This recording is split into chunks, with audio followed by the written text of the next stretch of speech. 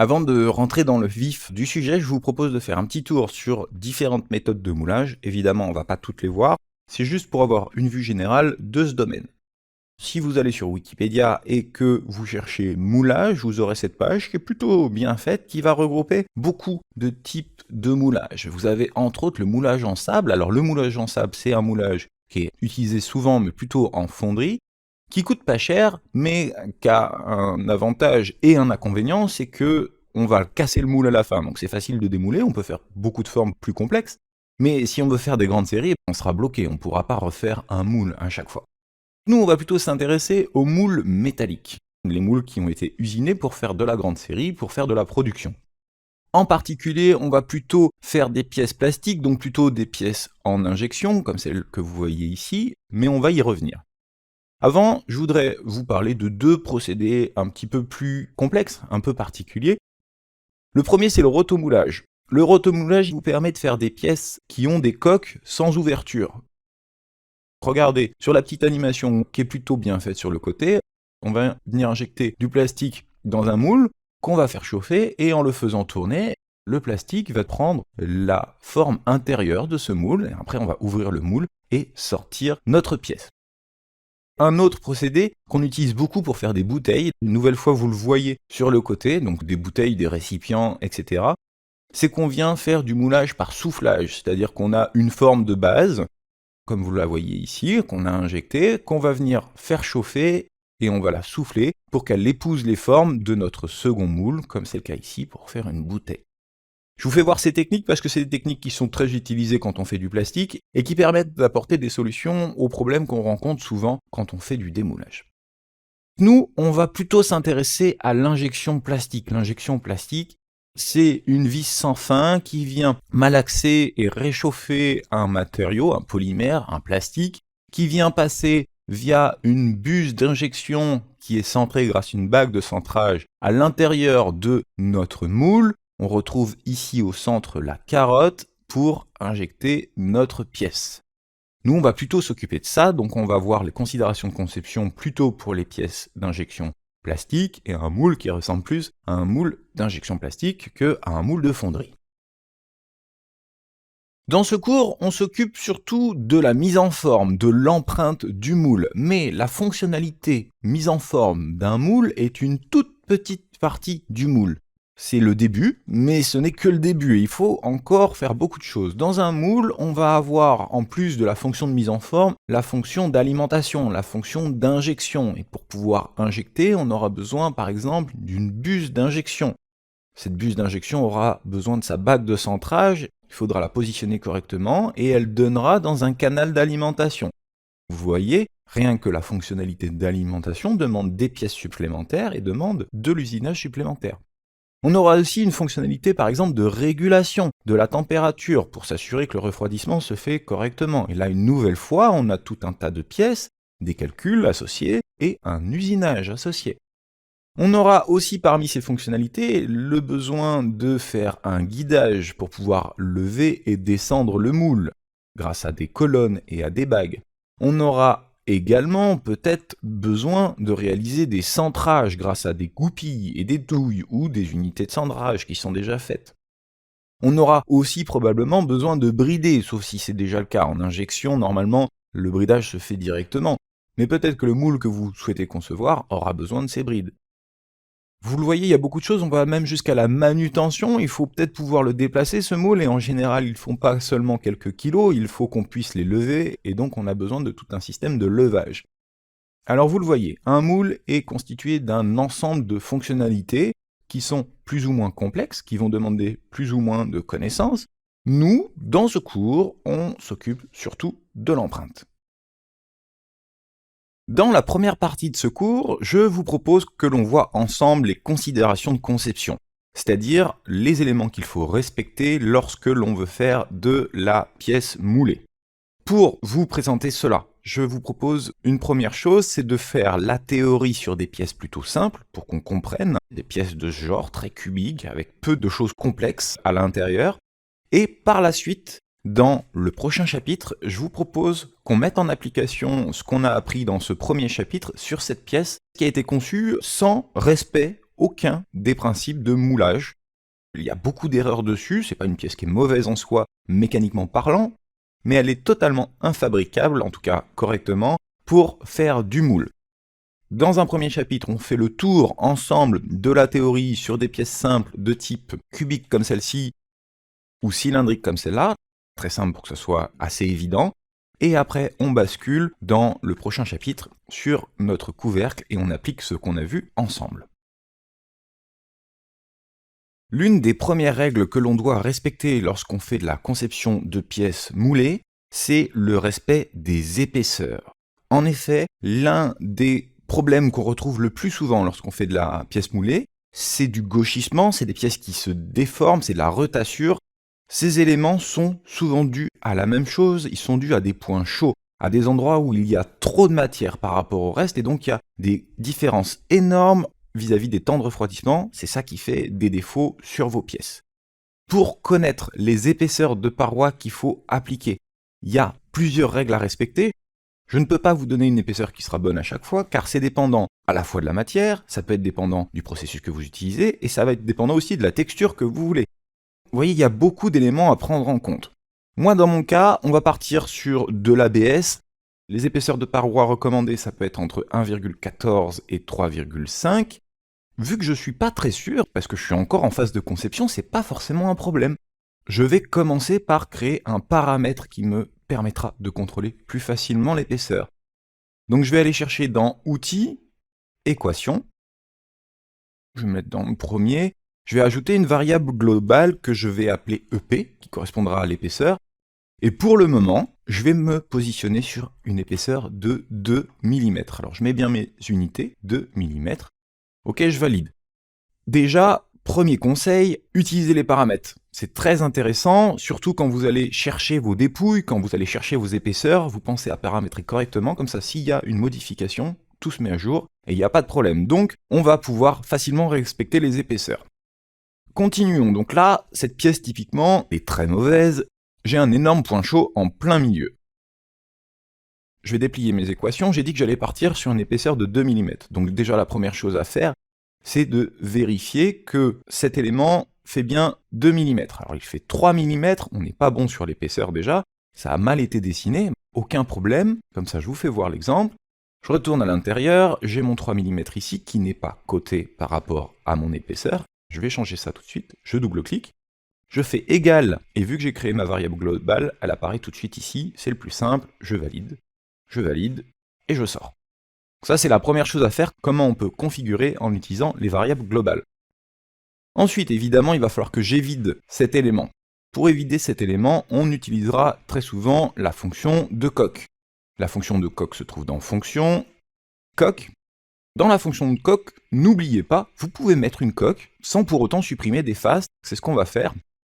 On va dire qu'on veut égal, variable globale, épaisseur. À chaque fois on fera ça, ce sera plus simple. Et là je peux valider tout de suite. Si je valide tout de suite, on va se déplacer un petit peu dans la pièce, voilà, ça donne ça. Vous voyez, j'ai évidé l'intérieur sans supprimer de face.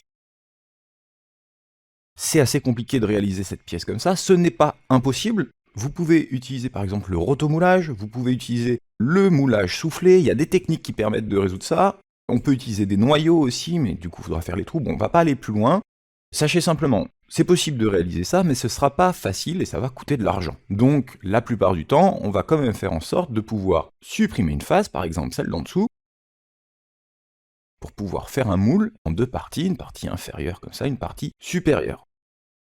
Dans le cas d'un élément cylindrique comme ceci, de la même façon, on va pouvoir utiliser la coque, on n'est pas obligé de supprimer des faces, mais ce sera peut-être plus intéressant pour éviter d'être obligé d'utiliser un processus plus compliqué, comme, je vous l'ai dit, le rotomoulage ou le moulage soufflé par exemple.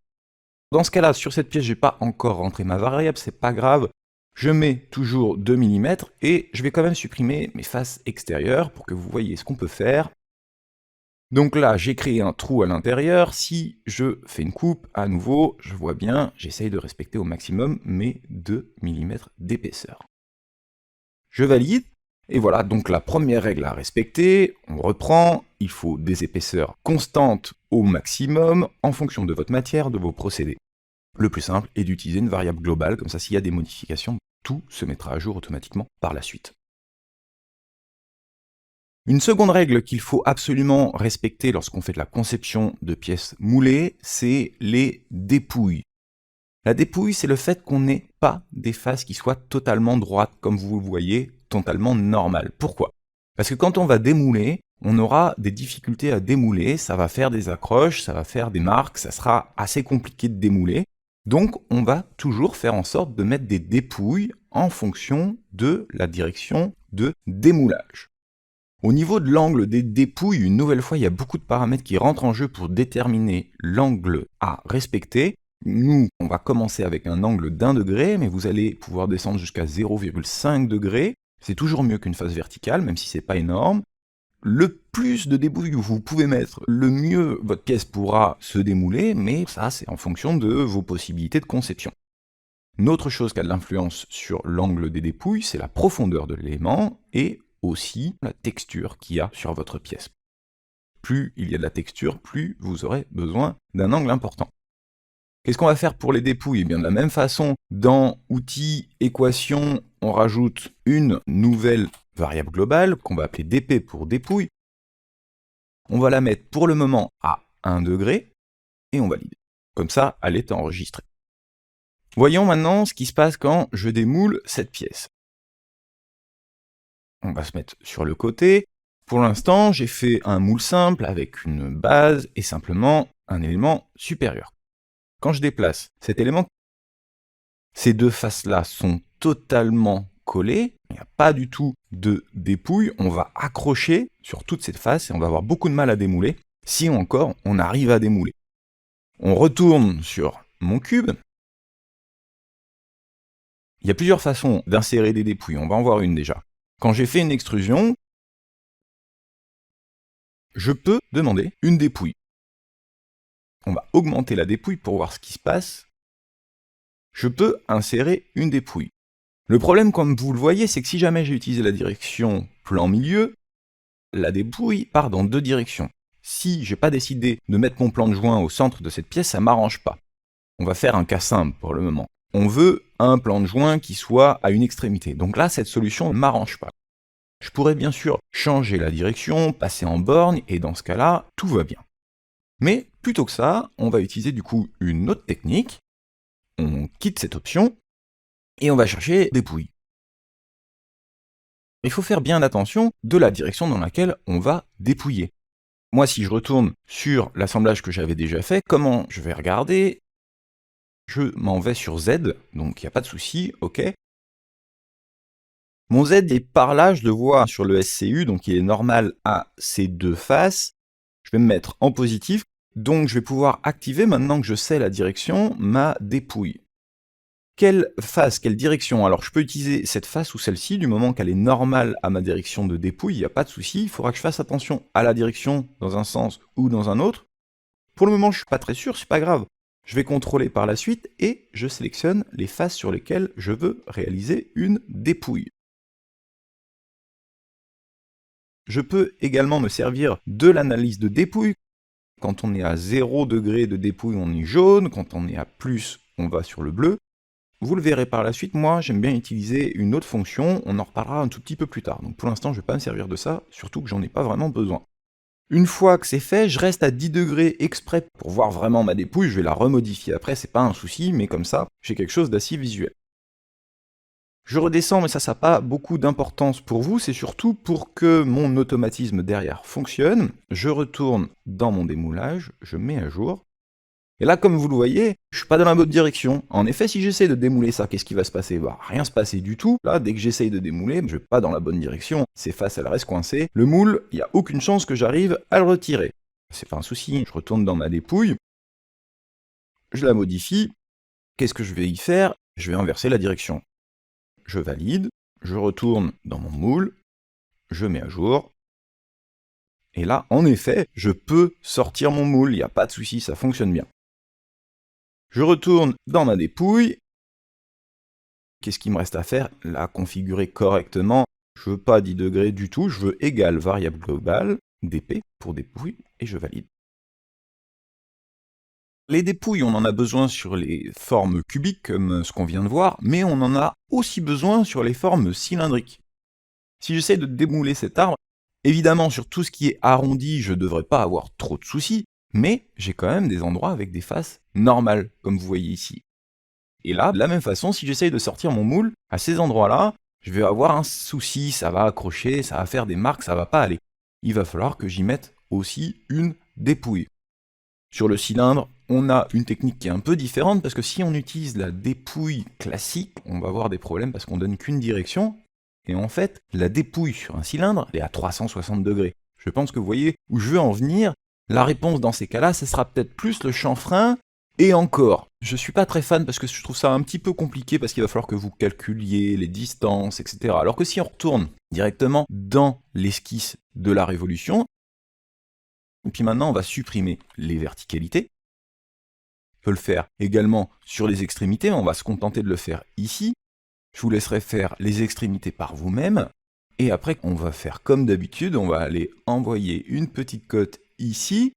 Si j'essaie de coter tout de suite, j'ai pas d'angle, donc il n'est pas trop d'accord. J'ai plusieurs techniques, mais la plus simple, c'est encore de décaler comme ça, et de redemander l'outil de cote.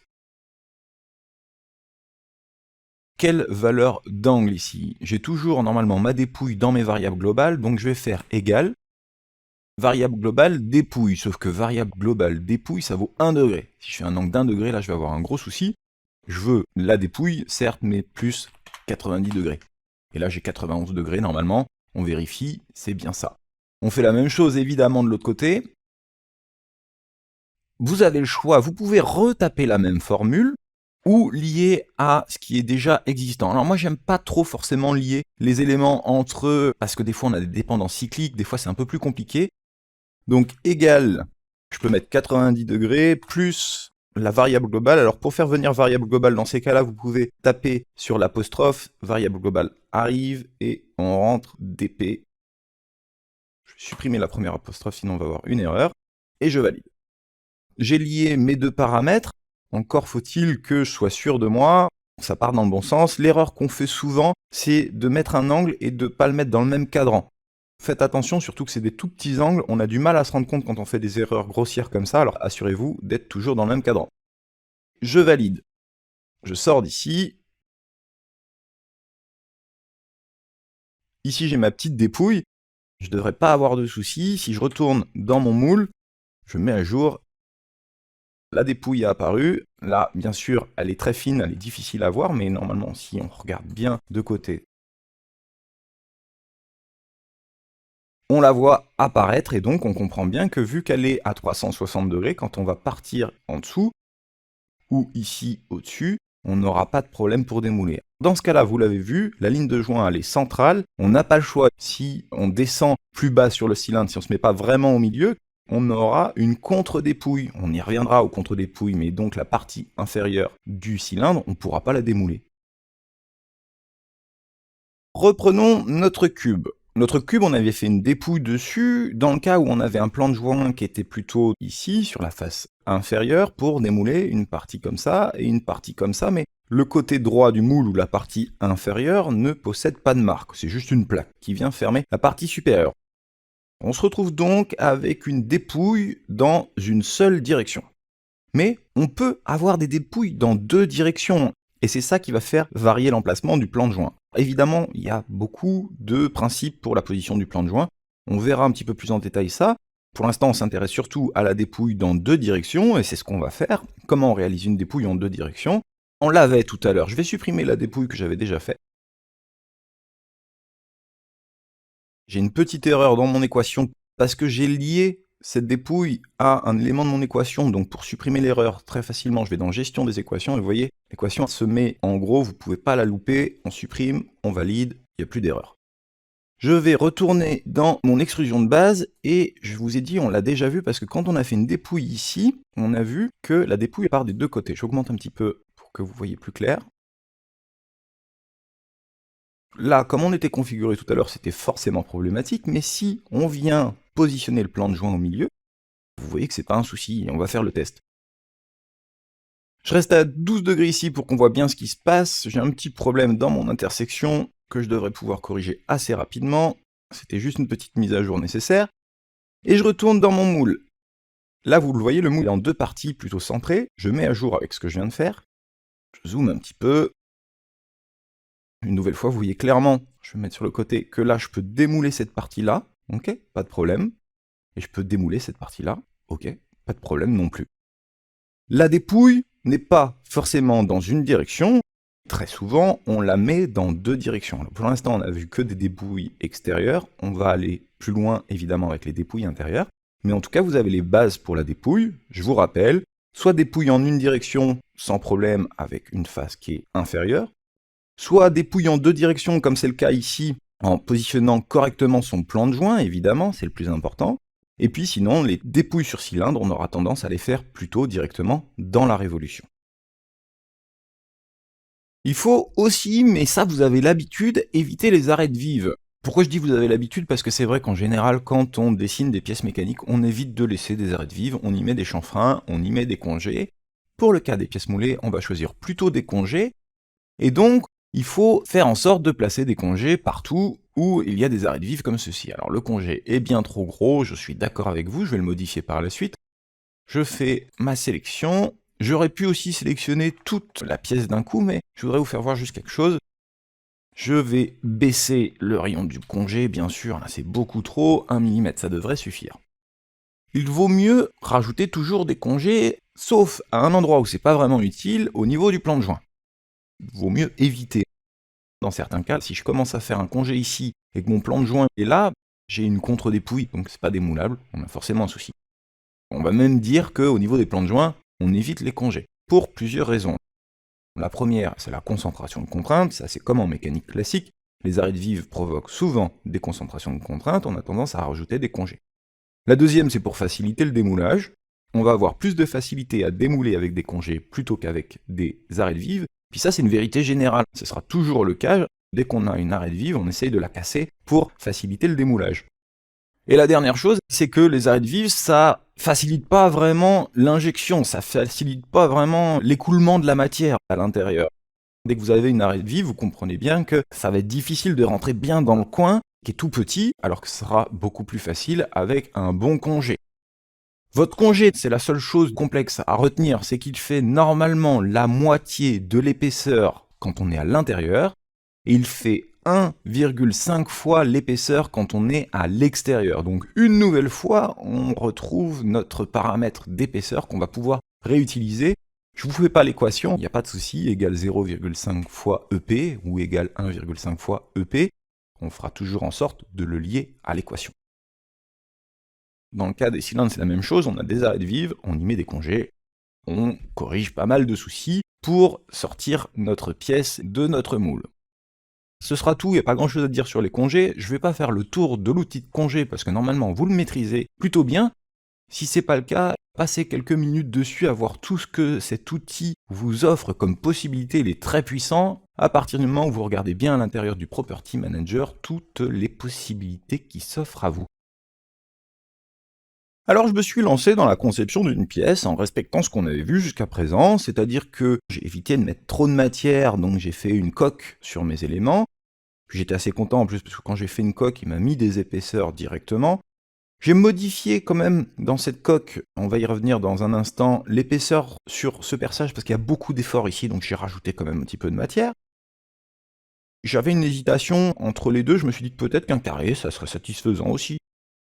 Et puis j'ai mis mes congés extérieurs, 1,5 fois l'épaisseur, mes congés intérieurs, 0,5 fois. Je devrais pas être satisfait de ma pièce parce qu'elle est pleine d'erreurs. C'est normal, on n'a pas encore tout vu, on va en parler tout de suite.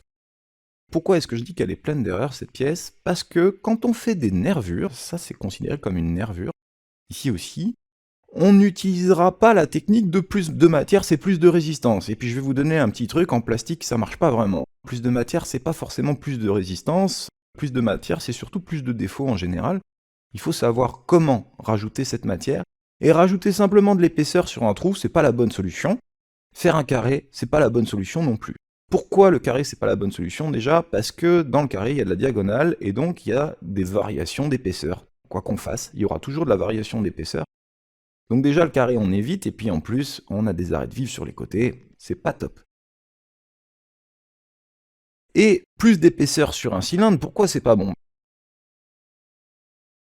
Normalement, quand on va faire des nervures, et je vous donne la règle tout de suite, on va utiliser de 40 à 60% de l'épaisseur des contours extérieurs. J'ai tracé par exemple un contour à 2, ça c'est l'extérieur, et j'ai mis une nervure à 2. Ça fait que là, on a une zone de matière qui fait un diamètre de 2,5, qui est déjà au-dessus. Donc là, on a un problème, on a un point chaud qui va se trouver ici. Si on réduit maintenant à 50% de la taille, on se retrouve bien sûr avec 2,13, donc beaucoup plus proche que notre maximum. On réduit la taille du point chaud, et ça c'est l'une des raisons pour lesquelles on évite de faire des nervures qui ont la même taille que les couches extérieures, sinon on va avoir des grosses épaisseurs de matière, et donc des problèmes de déformation de la matière, parce qu'on aura un problème de refroidissement surtout. Je me retrouve donc avec cet élément, c'est pas idéal. Dans la prochaine vidéo, on voit comment on crée des nervures et comment on corrige ces problèmes. Corrigeons donc maintenant cette pièce, à présent qu'on connaît les règles de la nervure. La première chose qu'on va faire, c'est les épaisseurs qui sont mauvaises. Sur les coins, ça devrait bien se passer. Au milieu, mes deux éléments, ça va pas bien se passer, c'est sûr. Comment est-ce que j'ai fait déjà pour faire des épaisseurs différentes? Je n'ai pas fait une autre fonction que la coque, mais dans la coque, vous avez des options ici. Réglage des phases d'épaisseur différentes. En sélectionnant cette phase, vous la voyez ici, j'ai pu lui indiquer une épaisseur différente. C'était presque bon, mais je me suis trompé. C'est pas en mettant plus de matière que je vais avoir une meilleure résistance, il faut que je me serve des nervures, évidemment. Donc là, je vais faire ce que j'ai dit, c'est-à-dire que je prends entre 40 et 60% de l'épaisseur, je vais prendre 50%, comme ça me fait la moitié, j'appuie sur Entrée, je valide. Celui-ci c'est bon, le carré à côté de la même façon, ça va pas aller, donc je fais clic droit, effacer, supprimer, je valide. Et lui aussi, il aura besoin d'une épaisseur différente, donc je retourne dans la fonction, je passe bien dans la partie inférieure, je clique ma face, et là, faites attention, dans cette partie-là, en fonction de la face sélectionnée, vous le voyez, la dimension change, donc assurez-vous d'avoir toujours la même équation. J'appuie sur Entrée et je valide. Au niveau des épaisseurs, c'est bon. Par contre, au niveau de la résistance de ma pièce, c'est plus bon du tout. En effet, j'avais rajouté de la matière en pensant que ça suffirait pour résister aux contraintes, et là, j'ai l'ingénieur qui vient de me voir en me disant le design, ça va pas du tout. Il y a ces deux pins au milieu qui cassent, il faut les renforcer. Et pour les renforcer, on va utiliser évidemment la nervure. Mais avant, je vais me débarrasser de ces congés-là, je vais remonter la fin de pièce pour éviter qu'il y ait des problèmes. Peut-être que quand je vais remettre à jour tout à l'heure, le congé va se remettre en place, et s'il n'y arrive pas, c'est pas grave, je le redonnerai. Mais en tout cas, pour le moment, je l'enlève pour éviter qu'il y ait des soucis. Et je vais me servir de l'outil de nervure, mais pour cela, j'ai besoin d'une esquisse. Je vais déjà tracer, puis exécuter la fonction, ce sera beaucoup plus parlant qu'essayer de vous expliquer avant. Regardez, pour tracer, je vais aller chercher convertir les entités, et je vais prendre cet élément. Je valide. Je vais tout de suite, pour pas oublier, le passer en construction, parce que là, en particulier avec la nervure, ça va être problématique. Et là, c'est pas mon habitude, mais je vais tracer un trait, je vais même pas le coter. Je vais le tracer à peu près comme ça. Et faire un réseau derrière. Quel est mon axe de rotation? Celui-ci, l'entité à répéter, c'est certainement pas l'arc, c'est une droite, je valide. Je vais pas plus loin, je sors, je vais dans fonction, je vais chercher nervure. L'esquisse étant sélectionnée, il ne me demande rien, je vérifie simplement que ma direction soit bonne. Et on va aller plus loin là-dessus, mais on va déjà valider comme ça. Et voilà ma magnifique nervure qui s'est créée en 2 secondes. Comment ça marche la nervure? Ça va chercher, vis-à-vis de la direction de la flèche, le prochain corps, et ça va s'arrêter sur le prochain corps. L'erreur que vous aurez souvent sur la nervure, c'est tout simplement que le corps ne délimite pas complètement votre nervure. Sauf que ma nervure n'est pas bonne du tout. J'ai pas fait de dépouille sur ma nervure, donc il y a forcément un problème. J'aurai le même problème qu'ailleurs. Si je respecte pas mes conditions de dépouille, il va y avoir un souci. L'avantage ici, c'est que je vais pouvoir lui dire que j'ai une dépouille directement dedans, égale variable globale, ma dépouille. Aussi, je vais pouvoir lui dire où est-ce que je veux mes 2 mm. Au plan d'esquisse, là je suis parti du dessus, donc non, je veux en fond de nervure, mes 2 mm tout simplement. Je valide. Et là, j'ai une jolie dépouille qui est un petit peu difficile à voir, on va se mettre bien sur le dessus. On voit bien les deux traits, on voit bien la dépouille qui a été faite. Je peux aller plus loin sur la dépouille, je peux faire des formes plus complexes, et c'est ce qu'on va faire. Je vais me servir comme ça d'un plan d'origine qui est bien placé. Si jamais il était mal placé, il fallait que j'en construise un autre. J'active la coupe pour voir ce que je fais, je valide. Et là, c'est soit vous êtes très précis, vous accrochez bien sur les deux éléments qui vont représenter votre nervure, soit, comme je vous l'ai déjà dit, la nervure va s'arrêter. Alors une nouvelle fois, vous m'en tiendrez pas à rigueur, je vais pas coter, juste pour que vous puissiez voir que ça marche très bien. Ça ne veut pas dire qu'il ne faut pas coter, attention, je vous le rappelle, on cote toujours tout, mais là, dans la démonstration, c'est intéressant de voir que, en tirant simplement un trait sans aller plus loin, en allant chercher l'esquisse, puis en réglant correctement la direction, alors là, la direction, ça va être un tout petit peu plus compliqué, mais regardez, j'essaye. Ici, si je bascule, c'est toujours pas ça, hein, moi je veux pas aller dans ce sens-là, mais regardez, j'ai un petit bouton en dessous, basculer le côté du matériau. Là, c'est bien la direction dans laquelle je veux aller, je valide. Et voilà, j'ai fait une nervure un tout petit peu plus complexe. Attention, j'ai oublié quelque chose. Clic droit. J'oublie pas ma dépouille. J'oublie pas de la relier à la variable globale. Je valide. Et je fais attention, en regardant par le dessus, que je suis allé dans la bonne direction. Ça a l'air d'être le cas. Donc, on est bon. Voilà, comment on utilise la nervure, voilà ce qu'il faut faire si vous voulez renforcer vos pièces, ne rajoutez pas de la matière, respectez ce que je vous ai dit depuis le début, une épaisseur constante. Et utilisez cet outil de nervure qui est très puissant, comme vous l'avez vu, qui est assez facile à utiliser, vous en conviendrez. Vous l'avez vu, plus on fera des pièces complexes, plus il va être difficile pour nous d'analyser la dépouille, de voir là où il y a besoin ou non de dépouille, et de la même façon de vérifier qu'on respecte bien ce principe des épaisseurs. Vous vous en doutez, sur SolidWorks, il y a des outils qui vont vous aider à identifier ces différents problèmes. On va commencer avec la dépouille. Pour trouver l'outil d'analyse de dépouille, il faut aller dans l'onglet « Évaluer » et dans l'onglet « Évaluer », cliquer sur « Analyse de dépouille ». Pour faire fonctionner l'analyse de dépouille, il faut bien sûr indiquer une direction de démoulage. J'indique une direction de démoulage et à partir de maintenant, ça fonctionne. On a déjà des couleurs qui apparaissent et je vais vous expliquer. La première chose, c'est qu'on va décocher classification des faces. Il y a de fortes chances que vous n'ayez pas cette option cochée par défaut, ça tombe bien, on ne va pas s'en servir. Je remarque trois couleurs, le vert, le jaune, le rouge. Le vert correspond à une dépouille positive, c'est-à-dire qu'il n'y aura aucun problème pour démouler. Le jaune indique qu'il faut indiquer une dépouille, il risque d'y avoir des problèmes de démoulage, et le rouge veut dire qu'on est en dépouille négative. Attention, la contre-dépouille, la dépouille négative, ça peut sembler être la même chose, et au fond c'est un peu la même chose, mais ce qui est important ici, c'est de bien comprendre que on a deux sens de démoulage. On a la partie qui va faire l'interne, qui va partir vers le haut, et on a la partie qui va faire l'externe, qui va partir vers le bas. Donc on n'est pas dans les mêmes directions. Celle-là, on va dire qu'on est en direction positive, et ici, on est en direction négative. Ça veut dire que quand on est vert en positif, tout va bien, et quand on est rouge en négatif, tout va bien. Il n'y a pas de problème, donc faites attention à ça. Rouge, ça ne veut pas dire que c'est faux, ça veut simplement dire qu'on est dans l'autre direction. Par contre, vous le voyez, il y a beaucoup de jaune partout, et pourtant je vous ai dit qu'on avait fait les dépouilles qu'il faut bien. Alors est-ce que je vous aurais menti? Pas du tout. Regardez, si je passe sur mes dépouilles, là je vois angle de dépouille 1 degré, angle de dépouille 1 degré. Normalement c'est bon, mais là j'ai indiqué 3 degrés, c'est la valeur par défaut normalement. Si vous rentrez 1 degré, tout passe en vert ou en rouge, quasiment tout, on y revient. Donc vous voyez que la partie inférieure est bien tout en rouge, donc j'ai aucun problème parce que je suis en négatif. Et toute la partie supérieure, ou presque, est en vert, et une nouvelle fois, j'ai aucun problème du coup pour démouler, excepté notre dernière nervure. Je me suis pas attardé dessus, je vous ai dit que c'était bon, et en fait, vous voyez, on n'est pas vraiment bon, on a un angle de dépouille déjà qui est négatif, donc ça c'est pas bon, et en plus qui vaut pas 1 degré. Donc ça fait beaucoup de problèmes. Je vais valider, comme ça je garde l'affichage de mon analyse de dépouille, je retourne dans ma nervure. Déjà c'est négatif, donc on pourrait penser que je peux changer la direction de dépouille, dépouiller vers l'extérieur, valider.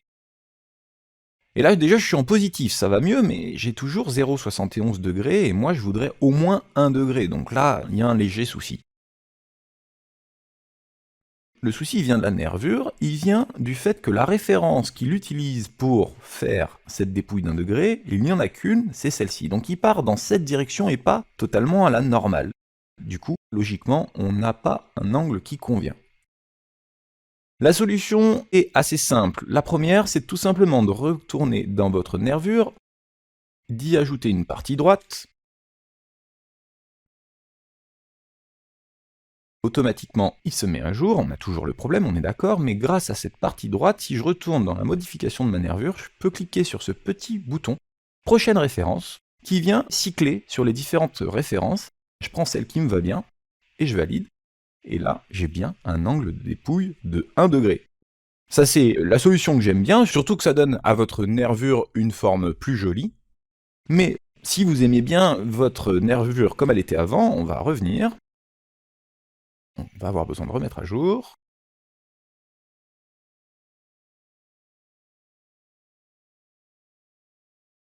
On va refaire venir l'analyse de dépouille.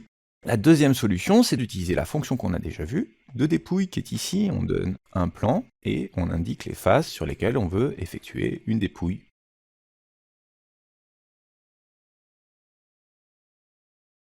Et voilà, j'ai réglé mon souci.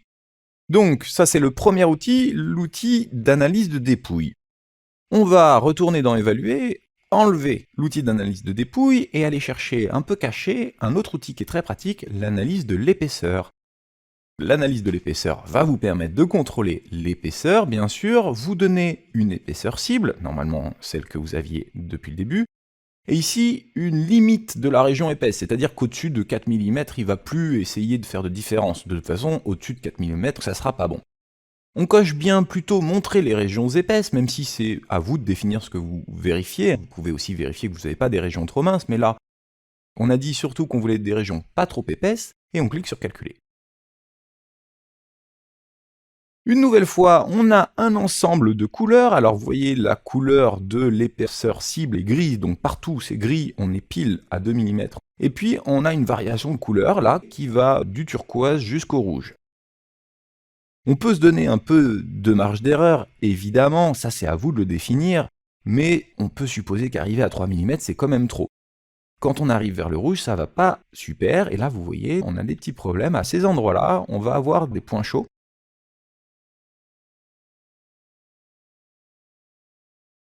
En dessous aussi un petit peu, mais surtout sur le coin, sinon on reste plutôt dans les 2,2, 2,5. C'est une nouvelle fois à vous de le définir. Donc on a fait le tour des deux outils qui seront les plus intéressants à utiliser quand vous faites du moule.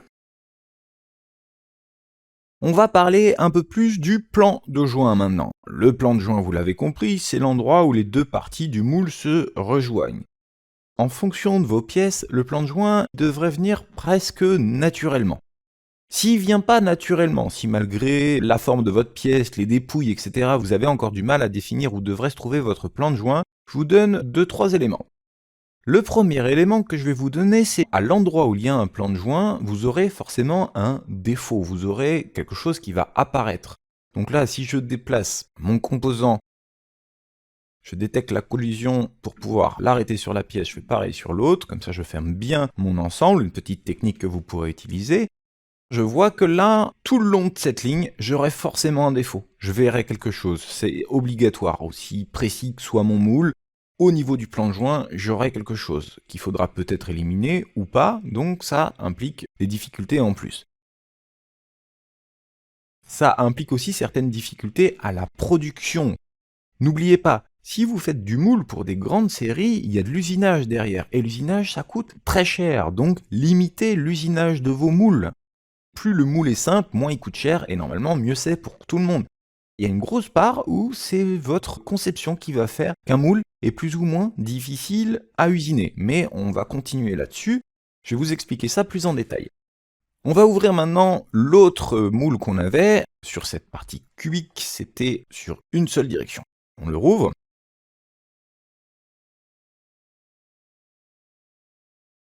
Dans le cas où j'ai ce moule, où j'ai le plan de joint qui est en bas, c'est plutôt intéressant cette solution pour deux raisons. La première, c'est que la partie basse est très simple. Il n'y a pas de rainure dedans, il n'y a pas d'usinage, c'est vraiment quelque chose le plus basique possible. Donc ça, au niveau de l'usinage, ce sera assez simple. Eh bien, mon plan de joint, il se trouve sur une arête vive. Et là, par contre, si vous arrivez à positionner votre plan de joint sur une arête vive, c'est pas du tout la même histoire. C'est très intéressant, le défaut sera très facile à éliminer, voire même quasiment inexistant, du moment qu'on est sur cette arête vive. Voilà donc un autre élément qui devrait vous aider à positionner votre plan de joint. Un dernier élément qui va vous aider à placer votre plan de joint maintenant. Regardez. J'ai fait cette pièce qui est simplement une pièce avec une coque, et j'ai proposé deux solutions pour le plan de joint. Première solution, c'est juste en dessous de la face supérieure, je vais démonter mon moule, donc vous voyez, la face supérieure. Donc la face intérieure, c'est carrément une empreinte complète de la pièce, comme vous le voyez. Je vais enlever la pièce pour qu'on y voit plus clair, je vais enlever la transparence également pour qu'on voit bien la rainure à l'intérieur. Je vais enlever l'autre aussi. C'est pas idéal du tout, pourquoi? Je viens de vous le dire, il faut qu'on soit capable de les usiner, vos moules, quand même, au bout d'un moment. Et là, pour usiner ça, c'est possible, quasiment rien n'est impossible en usinage, c'est juste que ça va coûter beaucoup plus cher. Ça s'appelle des nervures profondes, on évite l'approche qui consiste à avoir des nervures profondes, on va choisir plutôt une approche avec des empreintes centrales faciles à usiner. Regardez l'autre solution que je vous propose, qui est ici, c'est d'avoir positionné le plan de joint plutôt en dessous, au niveau de la face inférieure de la pièce, et là, si je démonte, et que j'enlève ma pièce, c'est beaucoup plus facile d'usiner cette partie ou cette partie. Pas de souci, là on fait un trajet de fraise extérieur sans problème. Ici, pareil. Il nous manque les congés, on est d'accord. C'est pas le sujet de cette vidéo. Mais là, logiquement, c'est plus facile à usiner. Et si c'est plus facile à usiner, c'est moins cher.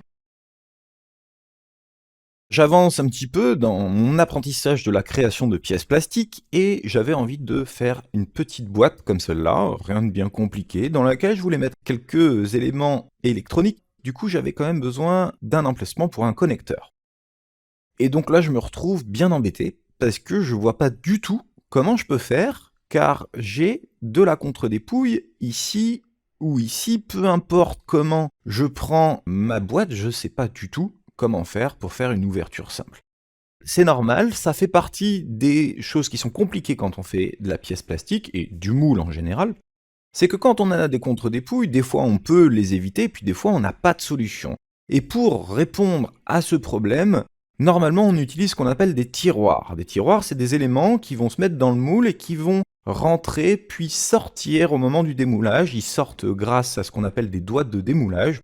On ira un peu plus loin si possible dans la cinématique d'un tiroir dans un moule, mais tout de suite, les tiroirs c'est bien, mais comme d'habitude, ça coûte cher. Plus il y a de pièces, plus c'est cher. Idéalement, on essaie de trouver des solutions de conception plutôt que partir tout de suite dans ces histoires de tiroirs. Et là, la solution de conception est plutôt simple en fait. Dans cette boîte, j'ai un couvercle qui vient la fermer, cette boîte. Je vais l'ouvrir un petit peu, là on voit un petit peu plus clair. Il n'y a absolument rien qui m'empêche, plutôt qu'avoir un couvercle tout plat comme ça, de faire un couvercle un petit peu plus complexe, certes, mais avec un élément qui descend comme ça.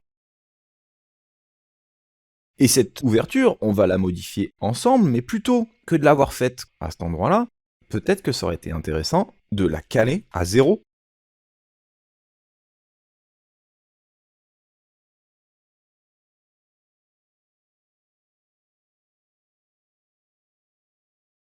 Là, j'avais un petit souci sur le congé. C'est normal, il a des arêtes qui ont disparu. Je supprime, je valide.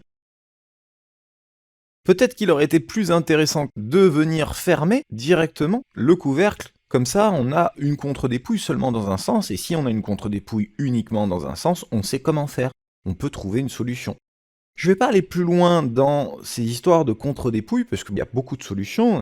Je vous l'ai dit, on reviendra dessus si nécessaire. Je voulais juste que quelque chose soit très clair. La contre-dépouille est à éviter bien sûr au maximum, mais dans certains cas on n'aura pas le choix. Pour résoudre un problème de contre-dépouille, la réponse ça serait d'utiliser des tiroirs, mais qui dit tiroir dit un coût supplémentaire pour le moule non négligeable. Donc réfléchissez de temps en temps à vos contre-dépouilles, peut-être il y a des solutions simples qui existent pour éviter ces contre-dépouilles sans pour autant faire appel à des tiroirs. Je vous l'ai dit, on va essayer au maximum d'éviter les tiroirs, donc les ouvertures de ce genre, mais pour autant ça ne veut pas dire que c'est interdit. Ça veut juste dire que c'est plus cher et donc que quand c'est vraiment pas nécessaire, on essaye de s'en passer. Mais il y a plein de cas où on n'aura pas le choix, il faudra qu'on utilise les tiroirs. Je vous propose de voir ensemble le principe des tiroirs et vérifier que notre pièce peut avoir un tiroir. On va prendre un exemple qui est ici. J'ai un moule avec une partie inférieure qui vient faire la forme inférieure, une partie supérieure qui vient faire la partie supérieure, mais comme vous le voyez, dans la partie du moule supérieur, il y a une ouverture pour glisser mon tiroir.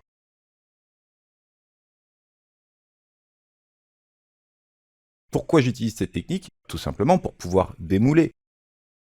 Si je viens déplacer ce tiroir pour faire la simulation de démoulage, donc je vais venir faire apparaître toutes mes pièces, et je fais une simulation de démoulage. Qu'est-ce qui va se passer? Je vais déplacer le composant, suivant le long de l'entité, je prends bien l'arête. Pour le démoulage, je viens prendre ce tiroir, je sors le tiroir, ok. Une fois que le tiroir est sorti, je vais pouvoir sortir ma pièce sans aucun problème, et le moule supérieur, donc c'est ce qu'on va faire. Je vais prendre une nouvelle fois, déplacer, comme d'habitude, le long de l'entité. Je peux même faire une détection de collision pour m'assurer qu'il n'y a pas de problème. J'ai pris la pièce, là, c'était une erreur. Voilà, comme ceci. Et du coup, je peux sortir ma pièce parce que j'ai sorti mon tiroir, comme vous le voyez. Donc ça, c'est le principe du tiroir, qui nous permet de créer des ouvertures sur les côtés. Le tiroir, c'est pas juste cette forme. Le tiroir, il est composé de plusieurs éléments, dont les doigts de démoulage. Les doigts de démoulage, ce sont des axes inclinés qui font que lorsqu'on va sortir le moule supérieur, ces axes vont pousser le tiroir vers l'extérieur pour pouvoir démouler correctement la pièce. Ça, c'est le principe du tiroir. Maintenant, qu'est-ce qu'il faut vérifier pour que ce tiroir fonctionne? Il n'y a qu'une chose qu'il faut vérifier, mais qu'on retrouve très souvent, c'est que ces faces-là doivent être parallèles au plan qui est ici pour pouvoir tirer le tiroir correctement. Si jamais elles sont inclinées, on ne pourra pas tirer le tiroir. On pourrait aussi envisager de mettre des dépouilles sur ces différentes faces pour que le tiroir sorte correctement. C'est ce qu'on va faire. On va commencer par le plus important, vérifier qu'il n'y ait pas d'angle, parce que souvent ce qu'on fait, c'est qu'on fait des esquisses sur des faces. Sauf que là, ma face a subi une dépouille. Donc quand j'ai inséré ma dépouille, j'ai décalé ma face. Quand j'ai décalé ma face, j'ai décalé mon ouverture. Il y a plusieurs façons de contrôler. La première, ce serait de prendre l'outil de mesure et de venir simplement demander si cette face est bien parallèle au plan de face. Et là, je me rends compte que non, angle 1 degré. On peut aussi venir chercher ici mon esquisse, et dans les relations parents-enfants, se rendre compte qu'on est basé sur l'extrusion, mais on n'est pas basé sur un plan. Donc ça va pas aller. Quelle méthode je vais utiliser? Tout simplement le plan décalé. Je vais aller chercher dans mes plans un plan décalé parallèle à mon plan de dessus. Je peux soit faire un plan décalé, soit faire un plan qui passe également par une arête parallèle. Si je me mets sur le côté, je me rends compte que je suis bien droit à l'extérieur de ma pièce. Ça, je valide. Mon plan a été créé, par contre, il faut qu'il soit évidemment au-dessus de mon enlèvement de matière pour que je puisse, via clic droit sur mon esquisse, éditer le plan d'esquisse et indiquer le nouveau plan d'esquisse et valider. C'est normal que vous ayez des erreurs, souvent en fonction de la position du plan, on va inverser ou non. Alors le plus simple, ce serait tout simplement d'aller modifier comme ceci mon élément qui a dû perdre ses petits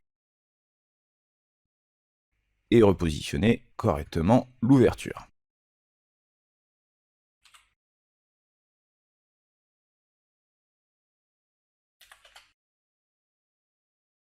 On a sûrement un problème de direction maintenant, comme ceci, et je valide. Je vérifie qu'il n'y a pas eu d'erreur. C'est bon, donc là, c'est la première chose à vérifier, qu'on soit bien parallèle pour pouvoir tirer le tiroir. On n'hésitera pas également à rajouter des congés, un peu plus petits que cela. Je vous rappelle que les congés, la moitié de l'épaisseur, c'est quelque chose qui est pas mal. J'ai fait une petite erreur de syntaxe. Voilà.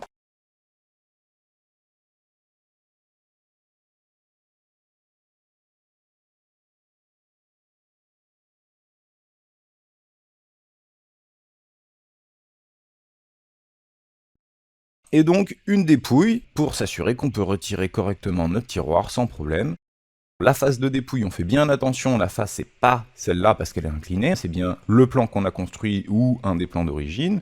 Les faces qui sont concernées, les 8 faces qui constituent notre ouverture.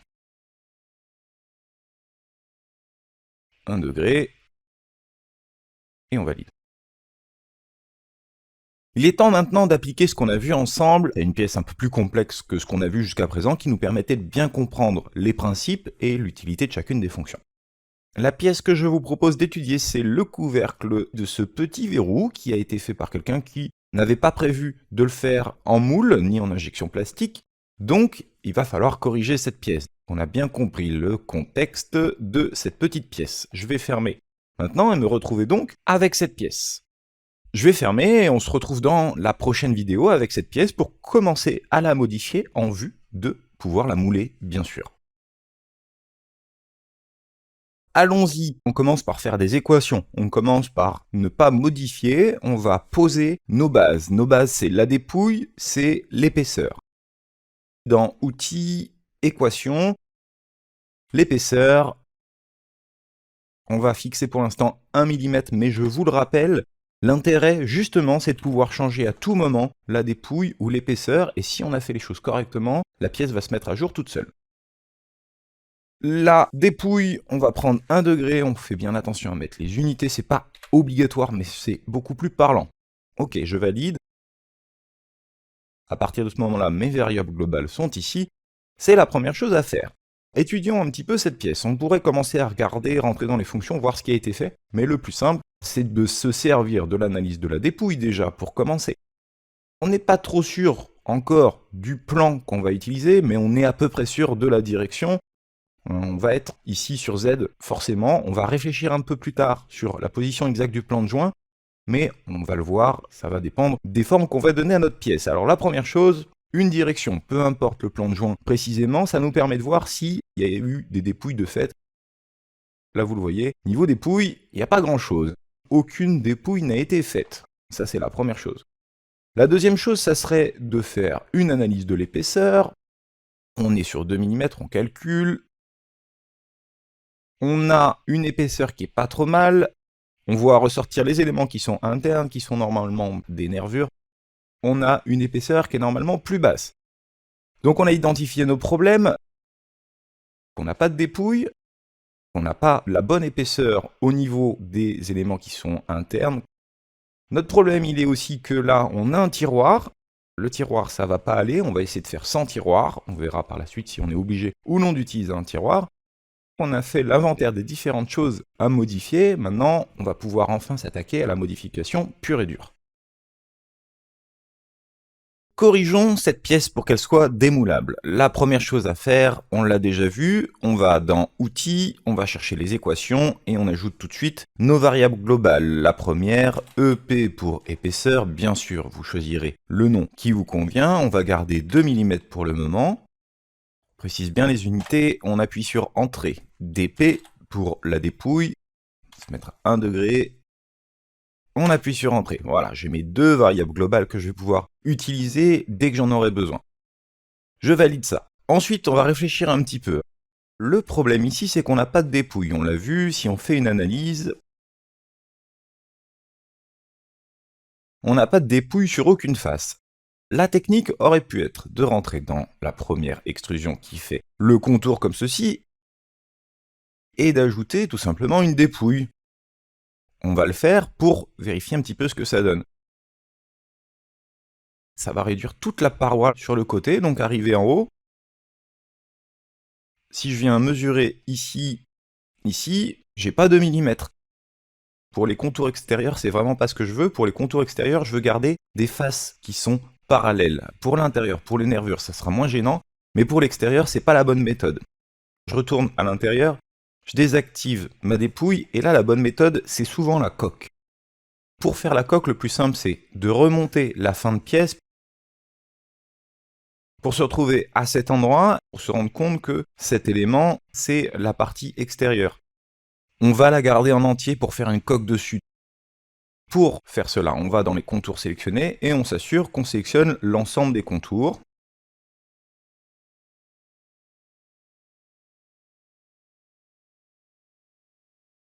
À partir de là, on va pouvoir commencer par indiquer la dépouille. On met bien égal dp. Donc là déjà, on a une dépouille. Si je fais l'analyse de la dépouille, on la voit apparaître ici. On fera attention parce qu'il faudra que je fasse pareil en dessous. On va y venir juste après. Et par-dessus, je vais pouvoir y faire ma coque. L'avantage avec la coque, c'est que ça garde l'angle. On va se retrouver avec des faces parallèles. Et là, pareil, je pense bien indiquer mon épaisseur. J'ai dit qu'ici, il ne fallait pas que j'oublie de mettre la même chose. Et l'épaisseur du fond est liée à l'épaisseur aussi. Et je valide. Si je fais maintenant une analyse de la dépouille, je suis juste pas dans le bon sens.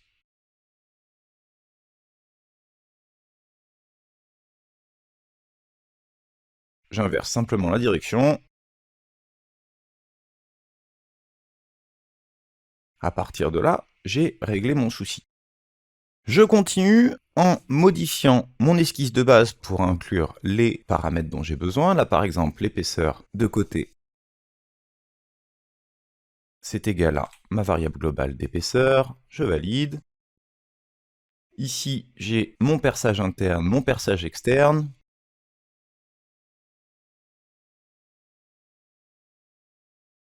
Là, c'est un passage de vis, donc ce qui va être intéressant, c'est de garder l'interne. L'externe est moins grave, donc on va supprimer tout simplement l'externe et on va le coter différemment. On va lui demander une épaisseur, et là, vu que c'est une nervure, c'est égal à l'épaisseur multiplié par, on va garder les 50% qu'on a depuis le début, et je valide. Je fais une petite vérification pour voir si j'ai pas autre chose.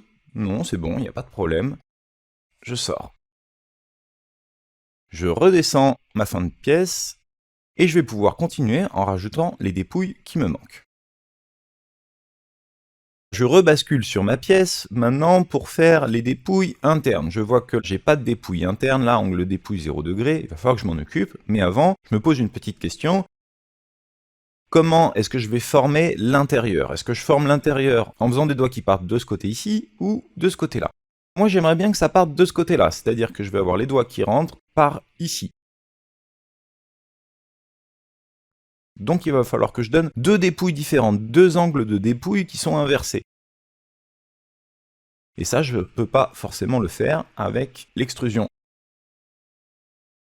L'extrusion qui m'a permis de créer ces éléments ici, si je fais une dépouille, j'aurai le même sens de dépouille dans les deux cas, donc ça ne va pas aller.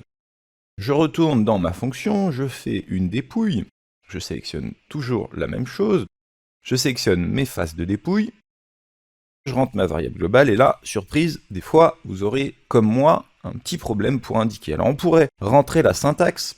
Comme vous voyez, il n'a pas trop envie de quoi que ce soit. C'est pas grave, on valide, et on va aller dans les outils équations.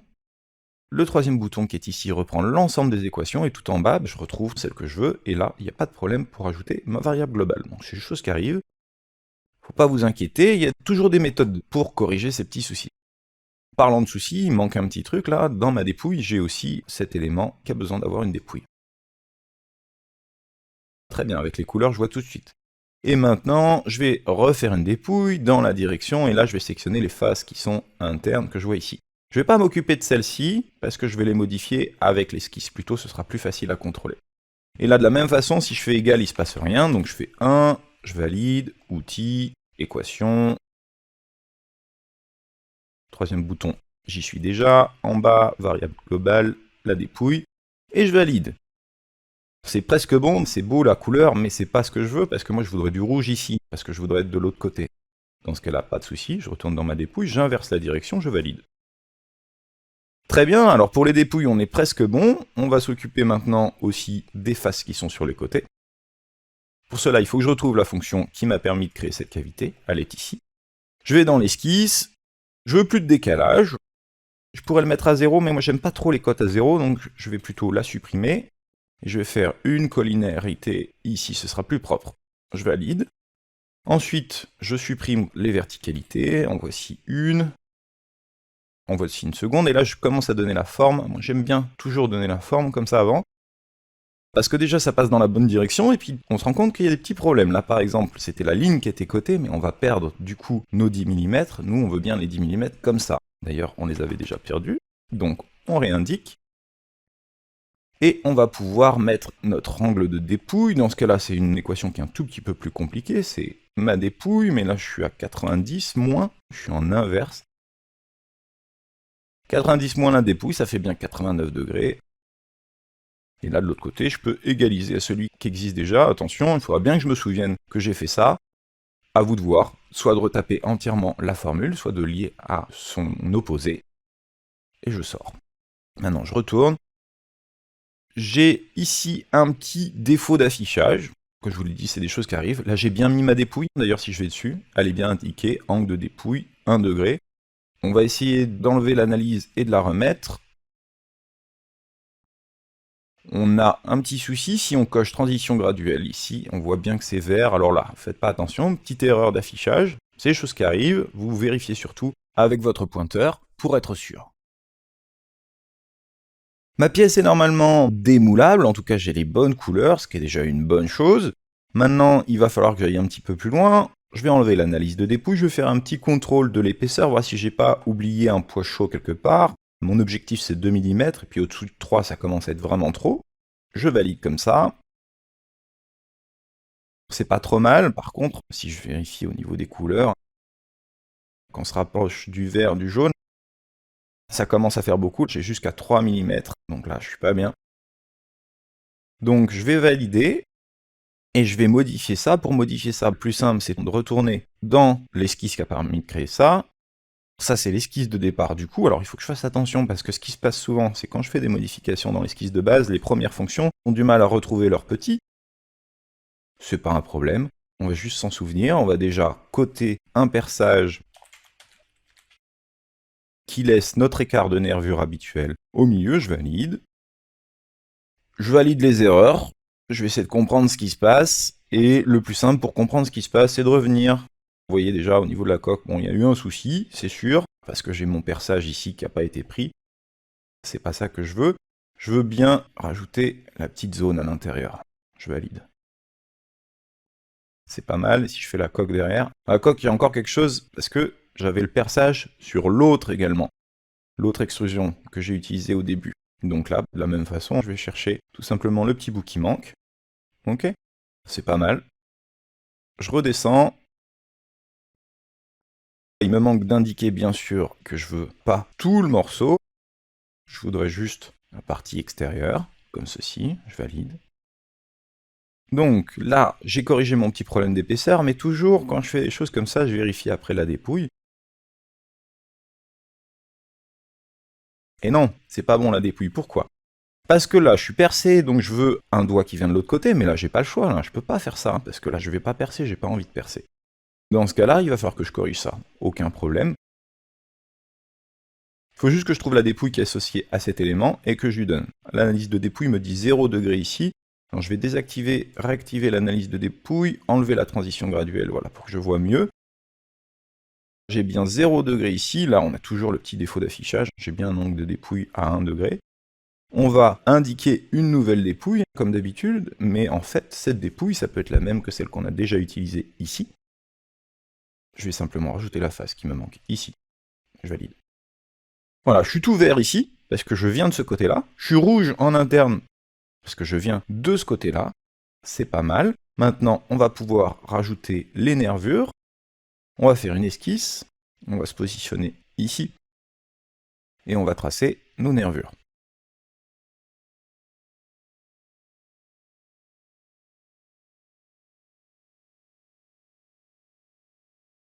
Mon esquisse est faite, je vais chercher dans mes fonctions l'outil de nervure. Au niveau de la direction, ça n'a pas l'air mal, au niveau de l'épaisseur, ça va pas du tout. Je veux toujours beaucoup moins. Je voudrais dans tous les cas une dépouille, ça c'est sûr. Il faudra qu'elle soit au fond de nervure au niveau de l'épaisseur. Ok, je suis pas sûr encore du dépouiller vers l'extérieur, mais ça n'a pas d'importance, je valide. Ok, c'est pas mal. J'ai fait une petite erreur ici, j'ai pas dû projeter la bonne chose, c'est pas grave. Je retourne dans mon esquisse. Oui, j'ai raté une sélection tout à l'heure pour la construction. Voilà, c'est beaucoup mieux. Et j'ai rajouté mes nervures, voilà, c'est démoulable, j'ai mes nervures, il ne manque plus que mes congés. Notre pièce est démoulable, elle est nervurée, on a contrôlé les épaisseurs, corrigé un petit peu ça, et maintenant on va pouvoir rajouter les quelques congés qui nous manquent pour que ce soit plus joli et plus facilement démoulable, et aussi pour que la matière puisse s'écouler facilement à l'intérieur de notre pièce. J'ai pas grand chose à vous faire voir sur le congé, peut-être 2-3 petites choses. On va déjà donner l'épaisseur multipliée par 0,5 entre et je valide. Au niveau de la sélection, vous pouvez sélectionner une face entière avec les congés. Celle-ci est bonne, par exemple. Ça, c'est la première chose à savoir. Vous pouvez gagner du temps comme ça. Ou vous pouvez aussi utiliser, via clic droit, les filtres et aller chercher, par exemple, filtrer les arêtes. Ce sera plus facile par la suite. Alors, je vérifie que c'est activé. Ça, c'est bien activé. Je retourne dans mon congé, faites en sorte aussi d'avoir les congés dans la même fonction, parce que s'il y a des congés qui s'entrecroisent, ça va moins faire d'erreurs, voire pas du tout, lorsque c'est dans la même fonction. Et là, maintenant, vous allez pouvoir sélectionner vos arêtes. Avec le filtre, c'est beaucoup plus simple. On est sûr de ne pas faire des sélections de face qui vont poser problème. Ça va assez facilement. Je vais faire toutes les sélections, on se retrouve juste après. Voilà, les sélections sont faites, je valide et je fais un petit coup d'œil là-dedans. Ça n'a pas l'air mal. C'est bon, j'ai rien oublié. J'ai fini ma pièce, normalement elle est prête pour le démoulage. On n'a pas vu toutes les conditions requises pour faire des bonnes pièces plastiques, mais on a vu toutes les bases qui vont vous permettre de faire en tout cas vos premiers pas. Je vous propose dans ce chapitre de réaliser une empreinte sur un moule pour une pièce relativement simple, celle que l'on a à l'écran, et en se passant des outils du complément de moulage, justement, pour pouvoir réaliser des moules simples, je le répète, sans ces outils. Il y a beaucoup de limitations à la méthode que je vais vous donner, mais dans le cas des pièces comme celle qu'on voit, ça marche très bien, et puis ça nous permet d'utiliser une version SolidWorks classique, qui ne serait pas une version équipée du complément de moule. La première chose à faire, c'est d'insérer dans les fonctions une mise à l'échelle. Pour compenser le rétrécissement de la pièce, lorsque le plastique va refroidir, on a toujours un effet de rétrécissement. Pour cela, il faut bien compenser. Moi, je vais choisir 1%, ça sera à vous, en fonction de vos méthodes et de vos matières, de définir de quel rétrécissement on parle. Là, pour contrer ce rétrécissement, bien sûr, je mets une échelle plus grande, et je vais mettre 1,01, ce qui correspond à 1%. Et je valide. Ça, c'est la première chose à faire, la mise à l'échelle. Ma pièce étant mise à l'échelle, je vais pouvoir dessiner les contours extérieurs de mon moule. Pour ça, il faut déjà que je repère mon plan de joint. Ici, j'ai de la chance, j'ai bien dessiné ma pièce, il est déjà disponible. Dans le cas contraire, il aurait fallu que je le crée de moi-même en utilisant la géométrie de référence. Une fois que j'ai ce plan de joint, je vais pouvoir dessiner mon esquisse du contour dessus. Je fais simplement un rectangle centré que je vais quand même coter, comme ça je m'assure de toujours dépasser de ma pièce, c'est très important.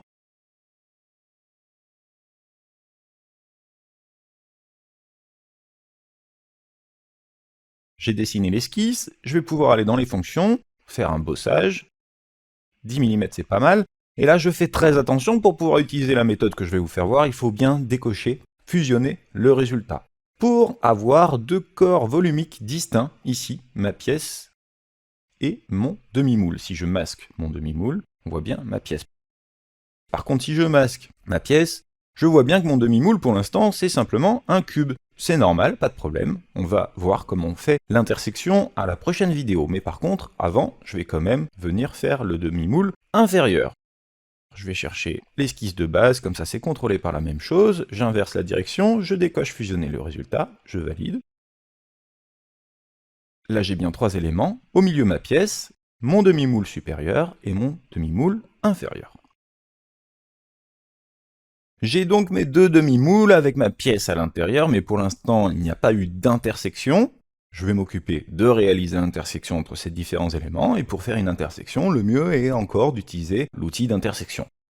On va ensuite, grâce à l'outil d'intersection, chercher les différents corps volumiques avec lesquels je veux réaliser une intersection. Je fais bien attention qu'ils s'affichent dans ma fenêtre. Et je vais demander les deux régions. Je vais faire une intersection. Ici, vous allez voir tout ce qui va être récupéré. Ici, vous allez voir ce que vous allez éliminer. Donc pour l'instant, j'ai rien éliminé. Qu'est-ce que la région 1 ? La région 1, c'est mon demi-moule avec mon intersection. Donc ça, je vais le garder. Qu'est-ce que la région 2 ? La région 2, c'est le noyau de ma pièce. Si je viens chercher l'autre morceau de ma pièce, j'avais fait une épaisseur. Je vous ai dit qu'on va faire ça plutôt en rotomoulage, donc forcément, il y a du vide à l'intérieur. Et s'il y a du vide à l'intérieur, lui, il a créé un noyau. Ce noyau, je n'en aurai pas besoin, donc je vais le laisser cocher. Le troisième, j'ai donc vu que c'était ma pièce en elle-même, celle-là, je vais la garder. Et là, c'est l'autre demi-noyau, ok, pas de souci. Je vérifie quand même le reste, ça c'est l'autre côté de mon moule. Et ça, c'est mon autre pièce. Donc il n'y a bien que ces deux noyaux que je voudrais éliminer. Et je veux une nouvelle fois pas fusionner le résultat. Je valide. Je me retrouve avec un demi-moule, une demi-pièce, un autre demi-moule et une autre demi-pièce. Ok, très bien. Alors on va juste améliorer ces deux demi-pièces, on va les combiner ensemble. On fait un clic sur la première, un clic sur la seconde, un clic droit, puis combiner. Dans combiner, on va chercher ajouter. On a donc un demi-moule, un second demi-moule et ma pièce. Tant qu'à faire, on va quand même les renommer pour que ce soit plus simple. Ça, c'est moule sup. Ça, c'est moule inf. Et ça, c'est ma pièce. On n'a plus qu'à créer notre assemblage et on va voir ça dans la prochaine vidéo. Ma pièce étant mise à l'échelle, je vais pouvoir dessiner les contours extérieurs de mon moule. Pour ça, il faut déjà que je repère mon plan de joint. Ici, j'ai de la chance, j'ai bien dessiné ma pièce, il est déjà disponible. Dans le cas contraire, il aurait fallu que je le crée de moi-même en utilisant la géométrie de référence. Une fois que j'ai ce plan de joint, je vais pouvoir dessiner mon esquisse du contour dessus. Je fais simplement un rectangle centré que je vais quand même coter, comme ça je m'assure de toujours dépasser de ma pièce, c'est très important.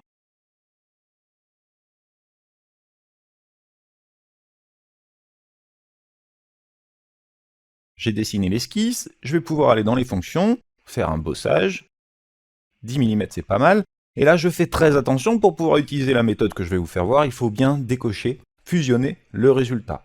Pour avoir deux corps volumiques distincts, ici, ma pièce et mon demi-moule. Si je masque mon demi-moule, on voit bien ma pièce.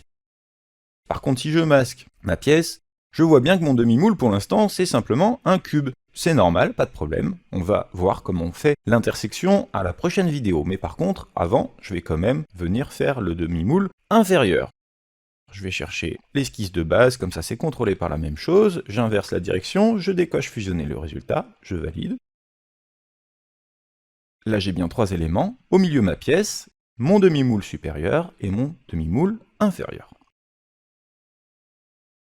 On va pouvoir se servir des outils propres au moulage, auxquels on a accès via clic droit sur n'importe quel onglet, outils de moulage. On n'oubliera pas de réaliser une mise à l'échelle, comme on l'a vu précédemment, pour compenser la rétractation du plastique.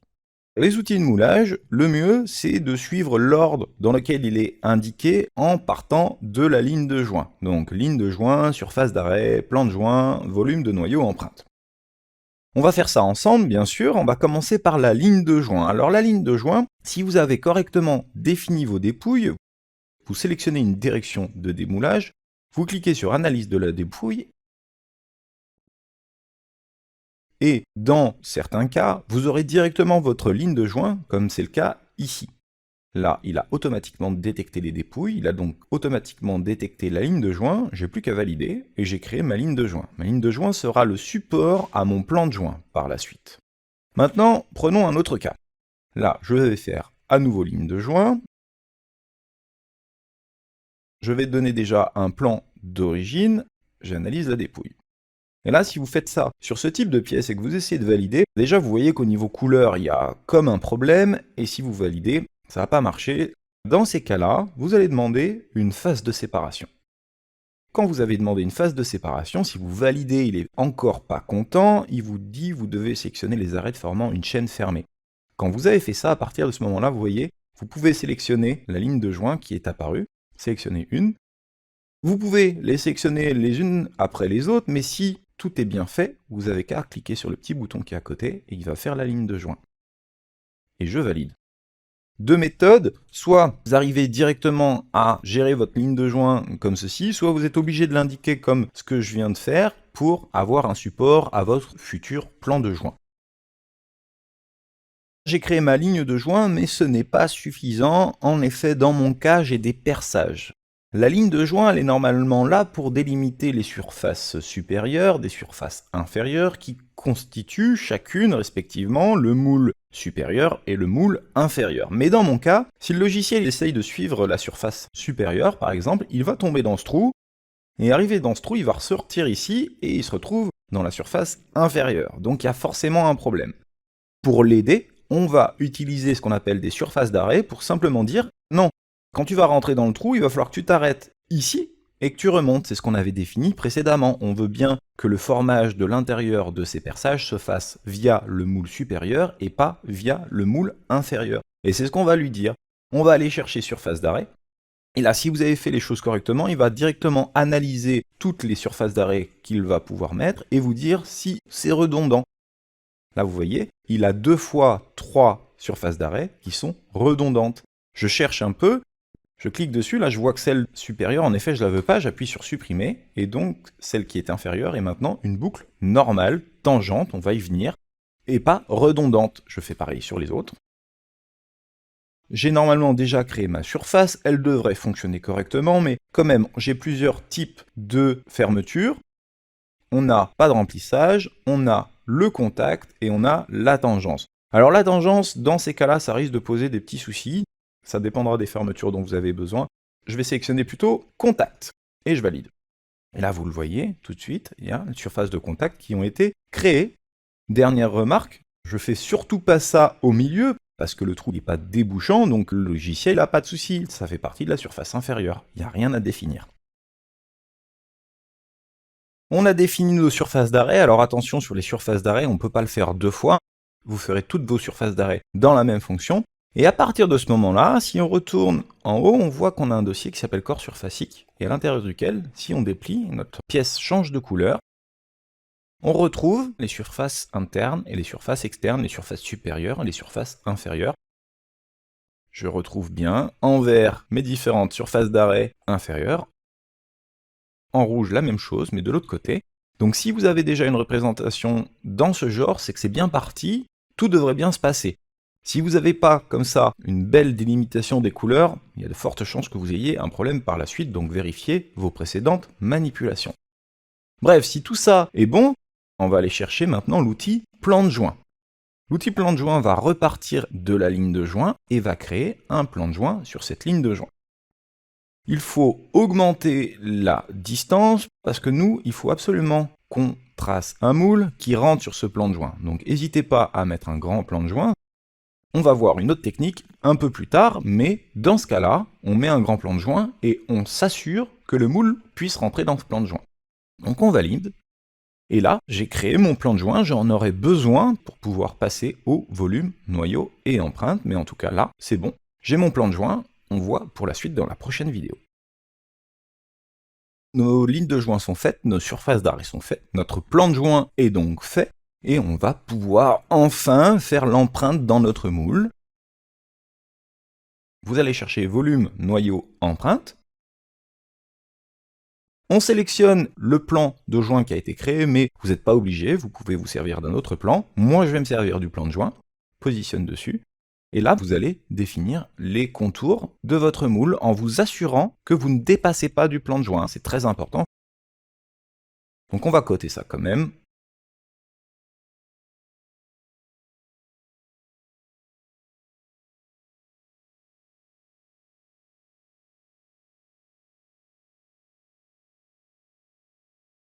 À partir de ce moment-là, si vous avez un aperçu comme ça, c'est que tout devrait bien se passer. En effet, là vous avez bien les surfaces d'arrêt qui ont été récupérées, de l'empreinte, du noyau, le plan de joint, tout va bien. Meilleure façon de contrôler maintenant, c'est de valider. Vous pouvez modifier la taille du moule grâce à ces flèches ou encore grâce aux éléments qui sont ici. Je valide.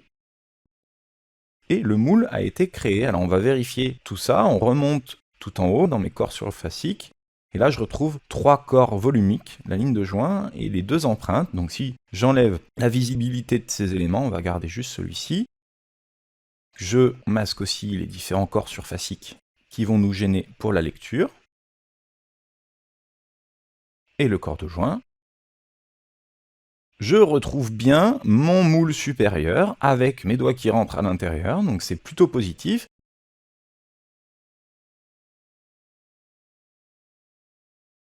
Et de l'autre côté, la forme interne. On est bon là-dessus, on va pouvoir maintenant créer l'ensemble correspondant. Je vous propose maintenant une autre technique pour réaliser des moules qui sera plus adaptée pour des formes plus complexes comme celle que je viens de vous faire voir et qui sera nécessaire pour deux raisons. La première, ce sera que tout simplement, on veut déplacer le plan de joint pour éviter qu'il se retrouve sur la ligne qui est sur le côté pour réduire la pression nécessaire au moule pour éviter qu'il y ait de la matière qui vienne s'insérer entre les deux faces du moule. Ça, c'est la première raison. La deuxième raison est totalement pratique, c'est que de toute façon, le logiciel ne va pas vous permettre de faire un plan de joint suffisamment grand pour pouvoir dessiner la forme du moule à l'intérieur. Allons-y. Ligne de joint, c'est comme d'habitude, sauf qu'on va avoir besoin de chercher une face d'origine, analyser la dépouille, je vérifie, du rouge, du vert, je valide. Le plan de joint maintenant, j'ai pas besoin de surface d'arrêt, il n'y a pas de trou dans ma pièce.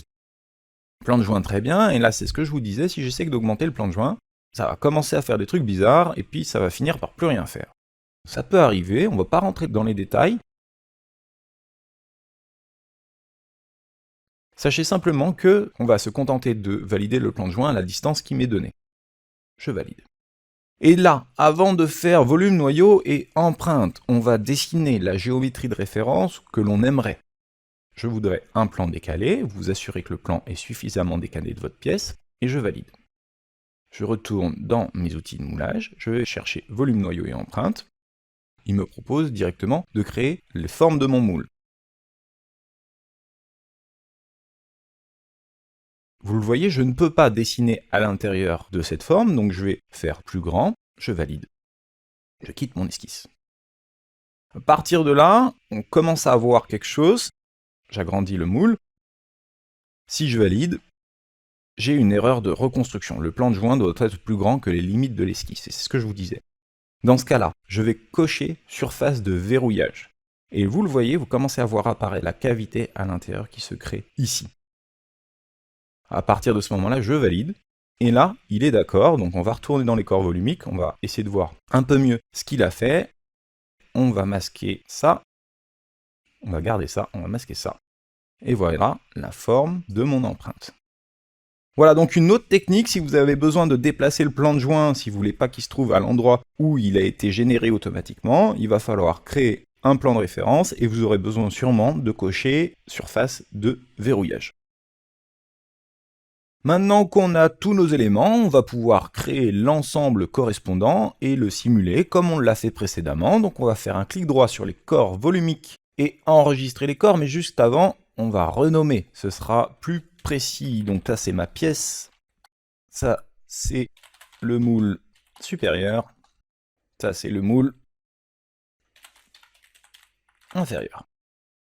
Clic droit, enregistrer les corps, je coche mon moule supérieur, mon moule inférieur, ma pièce que je conserve, et je vais envoyer tout ça dans un ensemble.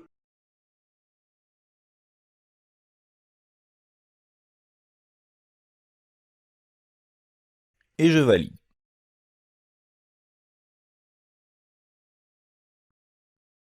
CTRL Tab, je me retrouve dans mon ensemble, et normalement, si je masque ma pièce et mon moule inférieur, je retrouve bien la forme de moule supérieur, et j'inverse pour la forme de mon moule inférieur.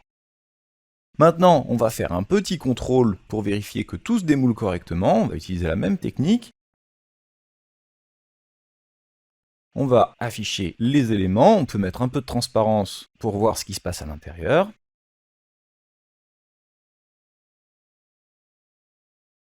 On va pouvoir déplacer le composant en détectant les collisions. Je pourrais aussi faire des contraintes, etc., mais je trouve ça un petit peu long. C'est pas vraiment nécessaire. Vous en aurez sûrement besoin par la suite si vous voulez faire des animations. Mais pour vérifier vite fait que votre moule est correct, on va utiliser la détection de collision. On va déjà libérer le moule supérieur, on va libérer la pièce aussi. On va chercher déplacer le composant sur une entité, comme celle-ci, détection de collision. Je peux monter mon moule supérieur, je peux monter mon inférieur, donc il n'y a pas de souci.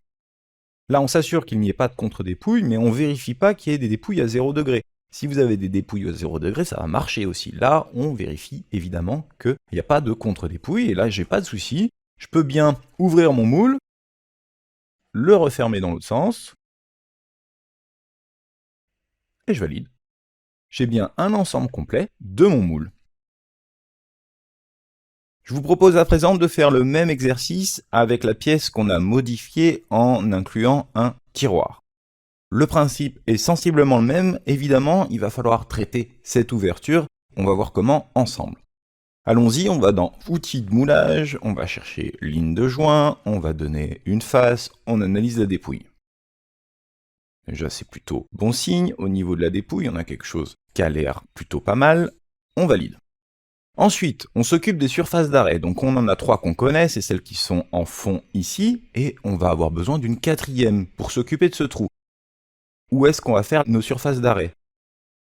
La forme du moule intérieur, où est-ce qu'elle s'arrête? Elle s'arrête à l'intérieur ici, on ne peut pas faire ressortir le moule intérieur. Ici, ce qu'on veut faire de toute façon, c'est utiliser un tiroir, donc on n'a pas vraiment le choix. On va s'occuper de cette surface d'arrêt, on applique les surfaces d'arrêt. Une nouvelle fois, on a pas mal dont on n'a pas besoin, donc on va supprimer jusqu'ici, parce que les 8 premières, c'était celle-ci, ça tombe bien. Ensuite, on sélectionne, on sélectionne, on sélectionne.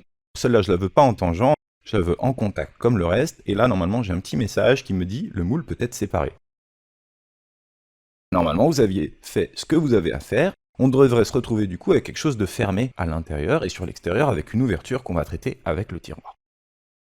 On va chercher le plan de joint, on lui donne une taille suffisante pour pouvoir faire passer facilement dessus notre moule.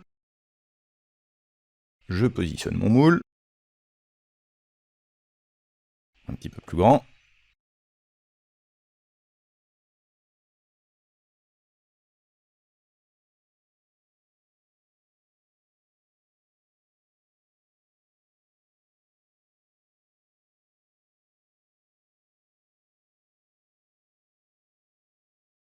Je réduis un petit peu la taille du moule parce que c'est pas nécessaire d'avoir quelque chose d'aussi grand. Là, si je vois un aperçu, c'est que normalement, à la création du moule, il n'y aura pas de problème. On se retrouve donc avec un moule fini, sans tiroir. On est bien d'accord là, il n'a pas fait le tiroir tout seul, il n'y a rien qui va donner l'ouverture qu'on a. Si on va masquer un petit peu ici, il n'y a rien qui donne cette ouverture pour le moment, en tout cas rien de fabricable, il va falloir qu'on s'en occupe. Là pour l'instant, on voit la forme intérieure, mais sans pouvoir le démouler correctement. Et c'est là où on va aller chercher un nouvel outil qui s'appelle le noyau, qui est ici. Avant, je vais basculer en filaire pour voir un petit peu ce que je fais. Je vais chercher noyau, la première chose qu'il me demande c'est une face, ou une esquisse déjà créée. Je n'ai pas créé d'esquisse, donc je vais me servir d'une face. La face, ce serait la face dans le sens dans lequel je vais tirer mon tiroir.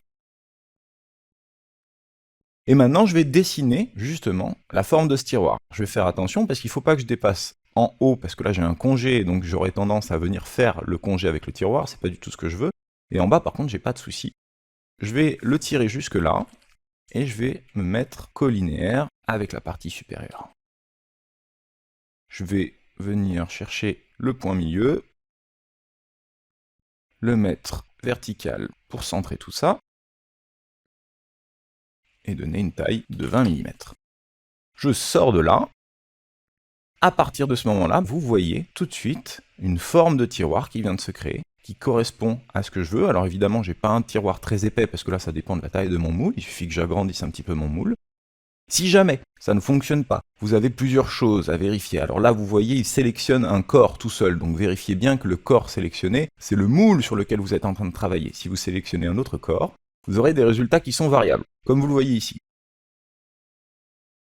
Donc ici, ce que je veux, c'est bien le moule inférieur, et on voit d'ailleurs le tiroir. Une autre chose à vérifier, c'est que la direction est bonne. Vous voyez, là, en changeant la direction. Donc là, j'ai eu de la chance, il n'y a pas eu de souci. Au niveau distance, des fois, on a des grosses distances comme ça qui sont pas forcément nécessaires, mais ça n'entraîne pas de bug, donc il n'y a pas forcément de problème. Le plus gros problème, ça serait d'aller trop loin là, et de faire un tiroir à plusieurs corps. Là, il va vous refuser tout de suite le tiroir. On dépasse suffisamment pour faire le tiroir, on valide. J'ai une forme de tiroir qui est apparue ici. Je vais repasser en ombré avec mes arêtes. Là, je vois bien un élément supplémentaire. Si je vais dans mes corps volumiques, j'ai ma pièce et mes demi-moules et mon tiroir qui est ici, que je vais pouvoir générer comme j'ai généré le reste. Donc faites bien attention que vous pouvez le sortir correctement. Normalement, j'ai ma dépouille, un minimum de congé, et tout devrait bien se passer. On a obtenu notre empreinte pour le moule. C'est très bien, mais c'est pas suffisant. Pour faire un moule, il manque encore beaucoup de choses. On n'aura pas le temps de tout voir en détail, mais à partir du moment où vous avez votre empreinte, il y a encore beaucoup de travail pour pouvoir mettre les différentes pièces dont vous aurez besoin en fonction du système que vous allez utiliser. On va voir quelques grands principes. Vous n'aurez pas forcément besoin de ces éléments. Vous pourrez d'ailleurs vous passer de l'ensemble de ces éléments si vous faites du moule à la maison. Si vous faites juste un petit moule simple avec une pièce 3D par exemple, mais si vous voulez faire quelque chose d'industriel, vous aurez besoin d'encore beaucoup de systèmes. Et pour rajouter ces systèmes, il faut qu'on parle des pièces à corps multiples. On n'en a pas vraiment parlé jusqu'à présent, et pourtant, c'est la base du module de moule, parce que comme vous le voyez, depuis le début, on est en pièces. Certes, on a converti une seule pièce en un ensemble, mais la pièce de référence, ça reste une pièce unique composée de plusieurs corps volumiques. Ça s'appelle de la pièce à corps multiples, ou comme j'aime l'appeler en anglais, du multi-body. On va voir 2-3 petites choses pour le multi-body pour voir comment ça marche et comment on peut le modifier. La première chose importante, c'est de se servir du petit panneau supplémentaire d'affichage qui va vous permettre plusieurs choses. Déjà, de régler très facilement l'affichage de chacune des pièces indépendamment, mais aussi son aperçu. Je peux mettre par exemple ma pièce en ombré et le reste de mon moule en filaire. Et je peux même gérer la transparence. Donc ça c'est très utile, c'est quelque chose qu'il faut absolument utiliser. Ça va être très pratique pour pouvoir faire justement les modifications en multi-body. Ensuite, en multi-body, qu'est-ce qu'il faut savoir? En fait, on a déjà vu rapidement, mais on va voir un petit peu plus en détail. Si je crée une fonction quelconque, je vais me mettre sur le côté et je vais faire juste un cercle pour ajouter une pin quelconque. C'est pas le sujet. Ce qui m'intéresse, c'est quand je vais faire mon extrusion, c'est l'option ici, fusionner le résultat. Si vous cochez cette option fusionner les résultats, vous perdez les corps, parce qu'il va fusionner justement les résultats entre eux. Alors que si vous allez bien préciser que vous ne fusionnez pas le résultat, vous créez à partir de ce moment-là un nouveau corps qu'on retrouve ici, qui est totalement contrôlable, indépendamment des autres. Ça c'est donc la première chose à savoir, si vous voulez faire plusieurs corps, il suffit de décocher, fusionner le résultat.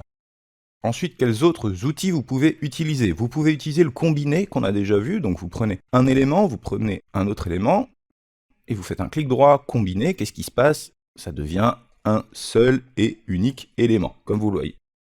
Donc on revient. Vous pouvez faire beaucoup d'autres choses, mais là je vous conseille d'activer via clic droit, onglet, les outils d'édition directe, et dans les outils d'édition directe on retrouve des choses qui sont justement faites pour le multibody. On a ici par exemple déplacer, copier les corps. On va repasser en affichage ombré avec arête pour voir un peu mieux ce qu'on fait. Et je vais aller chercher déplacer, copier les corps. Par exemple, je sélectionne ce corps, je sélectionne ce corps-là. Et là ça fonctionne un petit peu comme un ensemble, mais il faut faire attention où on clique. Une fois qu'on a sélectionné les corps que l'on veut déplacer, on va cliquer ici, on va indiquer les faces qui vont nous servir de contrainte, et on va indiquer, par exemple, un décalage. Et on va déplacer les corps comme ceci. On va revenir à la position initiale et on va supprimer ce petit bout. Qu'est-ce qu'il y a d'autre dans cet outil d'édition directe? Il y a surtout déplacer, copier les corps, mais il y a aussi fractionner et combiner. Donc des outils qu'on a plus ou moins déjà vus. Fractionner, vous allez pouvoir fractionner un corps en plusieurs corps à l'aide d'une surface de séparation, soit un plan, soit quelque chose de plus complexe, sans aucun problème. On fait du multibody, on fait de la pièce à corps multiples pour pouvoir rajouter les éléments dont on a besoin. Ça ne veut pas dire qu'on doit tout faire en multibody, mais moi je vous conseille de faire une bonne partie du moule en pièce à corps multiples Et une fois qu'on a enregistré les corps, on va venir insérer les pièces qu'on aura commandées directement dans un ensemble. Évidemment pas dans la pièce directement, ça va être beaucoup plus compliqué de vouloir insérer des pièces dans une pièce. On insère des pièces dans un ensemble plutôt, mais ça ne nous empêche pas de faire une grande partie du moule directement dans la pièce. On l'a vu, on va travailler dans la même pièce. Et là, ce que j'aimerais faire, c'est rajouter une autre partie de moule pour faire peut-être 2 pièces à la fois. En effet, c'est une petite pièce, donc tant qu'à faire, je vais en faire peut-être plusieurs. Donc là, je vais en faire simplement 2 pour l'exemple, mais on peut en faire 3, 4, 6, 10. C'est à vous de choisir. Il va falloir que je crée une copie du corps. Et là, je vais pouvoir créer une copie du corps en symétrie. Je vais enlever un petit peu ce que je vois. On va prendre la partie plutôt inférieure, enlever la pièce, pour voir un petit peu mieux ce que je vais faire. Je vais faire une copie en face et je vais mettre mon canal d'alimentation au milieu. Donc je peux aller dans Édition directe, chercher ma symétrie. Là vous allez me dire, on connaît bien l'outil de symétrie, il n'y a pas grand chose à voir, détrompez-vous. Je vais bien sûr sélectionner ma face, là il n'y a rien de nouveau, et là vous allez faire très attention parce que par défaut vous serez sûrement en fonction asymétrisée ou face asymétrisée, mais vous ce qui vous intéresse c'est ni l'un ni l'autre, c'est corps asymétrisé. Je vous l'ai dit, on est en pièce en multicorps, donc on fait très attention de réaliser les opérations sur des corps volumiques, pas sur des fonctions ou pas sur des faces. Donc sur quoi je veux faire une symétrie? Eh bien sur mes 2 empreintes, ma pièce j'en ai pas besoin. Donc je sélectionne mes 2 éléments. Là je vous ai dit qu'il fallait pas fusionner. Dans ce cas-là c'est un peu particulier, mais on va valider quand même sans fusionner pour voir le résultat. Je valide. Je me retrouve avec ma symétrie en face, je suis très content, sauf que là je vois un trait, et donc si je vois un trait, c'est qu'il y a de fortes chances que j'ai plusieurs corps, et c'est pas ce que je veux. J'ai en effet plusieurs corps, j'ai un corps là, j'ai le corps en face, c'est pareil pour l'autre partie. Donc là, je pourrais sélectionner mes 2 éléments, faire un clic droit et combiner, ce qui est totalement acceptable comme solution, mais regardez, si vous allez dans votre symétrie, et que vous cochez dans ce cas-là fusionner les pièces volumiques, et qu'on valide, on se retrouve directement avec la bonne fusion. Dans ce cas-là, vu qu'on fait une symétrie, le logiciel va comprendre qu'il faut fusionner les corps indépendamment les uns des autres et pas tous les fusionner, et il me fait exactement ce dont j'ai besoin. Maintenant, vous allez me dire, il y a beaucoup d'options dans les réseaux, je suis sûr que je vais trouver mon bonheur, mais si je veux juste faire une copie de corps et le déplacer, faire une rotation ou des choses comme ça va être dans déplacer, copier les corps, sauf que il va falloir aller chercher un petit peu où se trouve cette fonctionnalité. On sélectionne un corps et tout en bas, dans Options, on va dans Translation Rotation, et à partir de là, on vient cocher Copier. Avec les petits sliders, on va pouvoir déplacer, on va pouvoir faire des rotations, on va pouvoir faire ce qu'on veut, ça s'affiche ici, les rotations et les déplacements. On valide et on aura fait une copie de corps. Vous avez vu tout ce qu'il faut pour créer plus de corps à l'intérieur de la même pièce. Faites très attention, donc les manipulations se font à partir de maintenant sur les corps et pas sur les fonctions ou sur les faces. On va pouvoir aller un petit peu plus loin avec les prochaines vidéos. On a notre moule, mais encore faut-il pour pouvoir injecter notre pièce qu'on ait des canaux d'injection. Ces canaux d'injection passent par une buse d'injection. On ne va pas faire le détail, mais en quelques mots, on a une buse d'injection qui est centrée grâce à une bague de centrage qui va injecter à partir d'une carotte. La carotte, c'est l'élément qui va rester à l'intérieur de la buse d'injection dans ma pièce en passant par un canal d'alimentation, puis des seuils d'injection. Alors on va voir ça un petit peu plus en détail, mais avant, on va quand même ouvrir rapidement une buse d'injection pour voir la tête que ça a. Voilà, ça c'est une buse d'injection, il y en a autant de modèles que de fabricants, avec différentes formes, etc. Mais ce qui est intéressant surtout à voir dans cette buse d'injection, c'est qu'elle injecte dans ce sens-là, à gauche, et pas à droite. Parce qu'il va bien falloir l'enlever, la buse d'injection, à la fin. Et donc la carotte est à l'intérieur, c'est ça ce qu'on appelle la carotte. Donc on va venir injecter directement dans notre canal d'alimentation. On va fermer ça. Et on va commencer par créer notre canal d'alimentation. Pour faire ça, je vais faire une esquisse, mais il faut encore que je masque ce dont je n'ai pas besoin. Là, si je fais un perçage là-dedans, je débouche pas dans de la matière de l'autre côté. Il n'y a pas de matière à cet endroit-là, donc c'est pas le bon côté.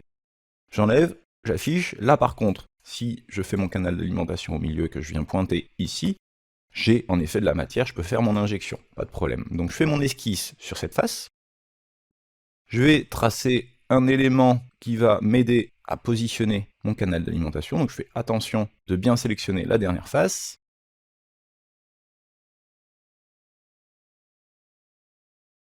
J'ai un petit peu bougé, on va se remettre en face. Ça, je vais le passer en construction. On va chercher une rainure.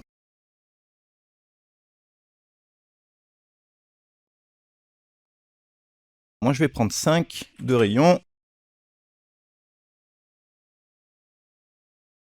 Et en taille 65, ça me paraît pas mal. Alors vous avez bien sûr plein de techniques pour faire ce canal d'alimentation. Moi, je vous fais voir avec une extrusion à congé. On aurait pu aussi découper le profil pour essayer de faire une révolution. C'est acceptable, il n'y a pas beaucoup de différence. Je vais le mettre de 5 de profondeur, je vais aller chercher congé. 5. Et là, j'ai fait mon canal d'alimentation, mais est-ce que je me suis posé la question de où je me trouvais au niveau du corps? Je me suis pas posé la question, mais le logiciel se l'est posé pour moi. Si je retourne dans ma cavité, là, et que je vais en bas, regardez, zone d'action de la fonction, tous les corps sélectionnés. Automatiquement, il a trouvé que je faisais ça sur un corps, il est allé chercher symétrie 2, j'aurais pu renommer, mais le truc c'est que à chaque fois qu'on va faire une opération, il va renommer le corps avec cette opération. Donc si on doit renommer à chaque fois, ça va devenir un petit peu compliqué. Là, je vois bien qu'en effet, c'est le bon corps. Qu'est-ce qui s'est passé sur le congé? Le congé, lui, repose directement sur des corps, donc il n'y a pas l'option, il est forcément accroché à un corps, parce qu'on ne peut pas faire un congé sans qu'il y ait déjà un corps. Donc lui, il l'a trouvé. Si je cherche un petit peu dans mes options de corps, il n'y a rien de particulier. Par contre, j'ai bien le renommage de ma pièce en congé, ce qui me fait penser qu'en effet, cet élément n'a eu d'action que sur ce corps. J'ai fait mon canal d'alimentation, d'accord? Ça c'est une première chose, mais ça va pas suffire. Là, je vais avoir donc ma buse d'injection qui va arriver de ce côté-là. Il faut encore que je fasse mon seuil d'injection. Mon seuil d'injection, c'est un carré au début qu'on va arrondir avec des congés, qui vient vraiment injecter dans la pièce. Je vais faire de la même façon. Je pourrais faire dans la même esquisse, mais bon, je vais faire une deuxième esquisse, c'est pas très grave. Je vais une nouvelle fois donner mes points de repère. Je vais dessiner. Je fais bien attention de dépasser bien à l'intérieur des deux côtés pour être sûr de ne pas avoir de forme que je ne maîtrise pas. Donc je m'assure de bien dépasser. Et pour m'assurer de bien dépasser, je vais coter. On va aller chercher déjà le point milieu pour centrer.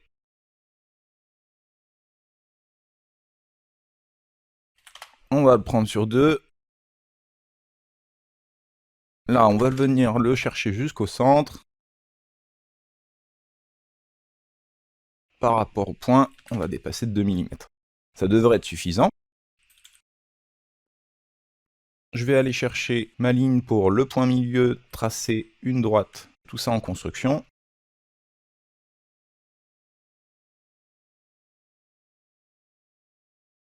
Pour venir faire une symétrie.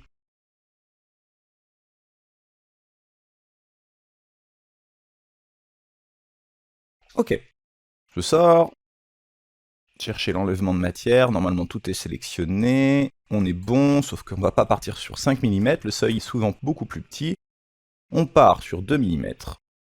Donc là j'ai mon ouverture, mais là, vous comprenez bien que si mon plastique arrive comme ça, il va beaucoup lutter pour passer à l'intérieur d'un tout petit rétrécissement. Donc qu'est-ce qu'il faut que je fasse? Un gros congé. Derrière,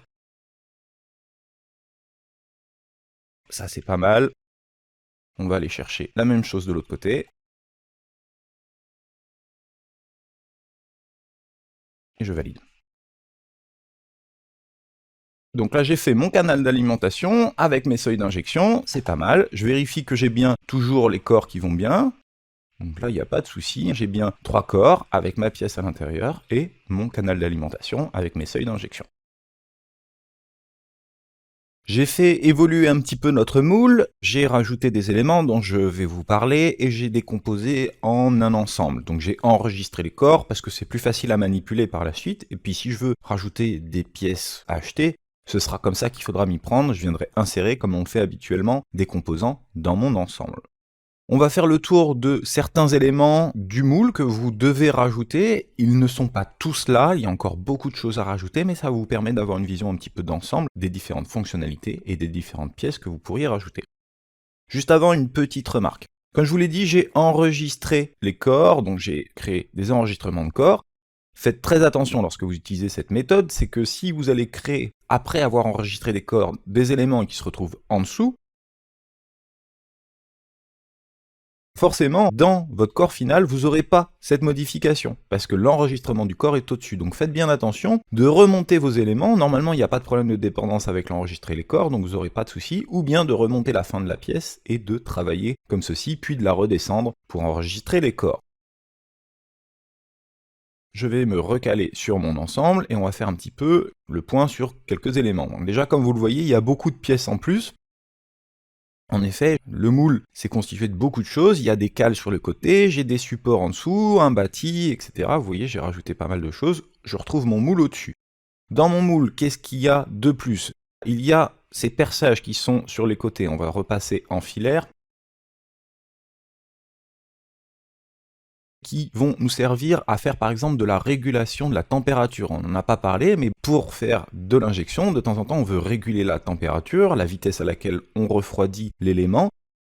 Pour cela, on perce des canaux qu'on va pouvoir boucher. Par exemple, je vais boucher ces extrémités ici, ici, ici et ici. Venir injecter mon liquide qui va tourner et ressortir.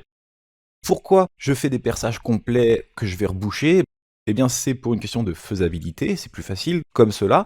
Plutôt qu'essayer de faire des perçages un peu bizarres à l'intérieur qui seront difficilement réalisables en réalité, je perce sur la totalité, je viens fermer simplement mes extrémités. Donc ça, c'est un des éléments en plus que vous pouvez utiliser, c'est le système de refroidissement. Évidemment, il y a plein de petites pièces qui vont avec, il y aura les connecteurs à rajouter, il y aura les tubes, etc. Donc ça, une chose, le refroidissement. Autre chose, j'ai rajouté des tout petits perçages qui viennent déboucher sur ma pièce. Qu'est-ce que c'est? Ça, ce sont les évents. Si vous avez eu des endroits où il n'y a pas eu l'injection de plastique comme vous le souhaitez, s'il y a des bulles d'air, on rajoute ce qu'on appelle des évents. C'est simplement des perçages qui vont permettre à l'air de ressortir et donc au plastique d'atteindre tous les endroits pour avoir une pièce convenable. Ensuite, toute la partie inférieure sert surtout à la même chose, elle sert aux éjecteurs. Alors pour les éjecteurs, on va repasser en filaire. Vous avez des éjecteurs comme ça que vous pouvez acheter tout fait évidemment dans le commerce. Et quel est le but? Alors on va mettre un petit peu de transparence sur mon moule supérieur et mon moule inférieur. Le but c'est que une fois que vous avez fait votre pièce et que vous voulez l'éjecter, pour pouvoir faire de la grande série par exemple, on va enlever la partie supérieure. Vous avez commencé à ouvrir votre moule, vos éjecteurs vont venir pousser votre pièce pour la faire sortir de son logement et puis pour pouvoir continuer la prochaine série. Donc vous avez les éjecteurs également, et toute la partie en bas nous sert à ça, le gros trou au milieu pour pousser évidemment, avec un système quelconque, pour sortir nos pièces. On a encore beaucoup de choses qu'on peut rajouter dans un moule, je ne vais pas vous mentir, on l'a dit depuis le début, on s'occupe surtout de l'empreinte, on voit les outils de SolidWorks qui sont adaptés, mais si vous voulez vraiment faire un moule industriel, ça demande énormément de travail. On va juste finir sur 2-3 éléments. Dans les éléments que vous pouvez rajouter, donc tous les éléments de guidage qui fonctionnent souvent sous forme de colonnes qui viennent glisser à l'intérieur de douilles ou de bagues comme celle-ci, qu'on va donc insérer dans les différents éléments. Donc ça c'est un des rôles supplémentaires, le guidage, on a aussi le bridage, il faut bien fermer le moule. Je vous le rappelle, ça dépend bien sûr du type que vous utilisez. Dans les presses à injection, vous avez déjà tout ce qu'il faut. Mais dans ce cours, on voit quelque chose d'un petit peu général, donc vous aurez aussi peut-être besoin de faire du bridage. Vous aurez aussi besoin de faire du centrage grâce à des goupilles et des douilles. Vous pouvez aussi utiliser des unités de centrage, comme vous le voyez ici. Et enfin, donc l'éjection, on en a déjà parlé, mais comme je vous le disais, vous pouvez acheter des éjecteurs qui sont déjà tout faits. On a vu pas mal d'éléments, sûrement pas tous les éléments pour faire du moule, mais là vous avez la base, et puis si vous voulez faire juste des moules simples chez vous, vous avez suffisamment d'éléments pour le faire. Par contre, c'est vrai que si vous voulez faire des moules industriels, ça va demander beaucoup de travail. Puis ça va demander beaucoup de calcul aussi. Jusqu'à présent, tout ce qu'on a dessiné, on l'a fait un petit peu via une vue de l'esprit. Vous vous doutez que la taille des différents éléments doit se calculer, la pression qu'il faut appliquer à notre moule, la forme générale, tout ça, ça se calcule, ça se vérifie, et puis ça se simule aussi. Vous pouvez faire des simulations, entre autres avec SolidWorks, si vous avez le module bien sûr qui va bien, il y a d'autres logiciels qui le font aussi, vous aurez besoin de faire ça. Ce que je veux dire, c'est qu'un moule, ça coûte très cher, et qu'il vaut mieux être plutôt sûr, quand on va le faire fabriquer, qu'il est bon, et donc pour cela, il n'y a rien de mieux que les calculs et la simulation. Nous voici arrivés au terme de cette formation sur les moules avec SolidWorks. On n'a vu qu'une toute petite partie des moules, qu'on soit bien d'accord. On a vu comment on crée des empreintes, on a vu quelques éléments des moules, mais on n'a vu aucun calcul. Sachez bien sûr que la plupart des éléments demandent des calculs, on n'a fait aucune simulation, on n'a vraiment que la base pour commencer à faire des moules. Souvenez-vous de ça, on ne peut pas se lancer dans le moule industriel comme ça du jour au lendemain, ça demande beaucoup de connaissances. Il ne tient qu'à vous de développer ces connaissances. Pour moi, vous avez les bases pour faire quelque chose, maintenant il va falloir développer tout ça. Quant à moi, on se retrouvera, je l'espère, dans une prochaine formation. À très bientôt. Au revoir.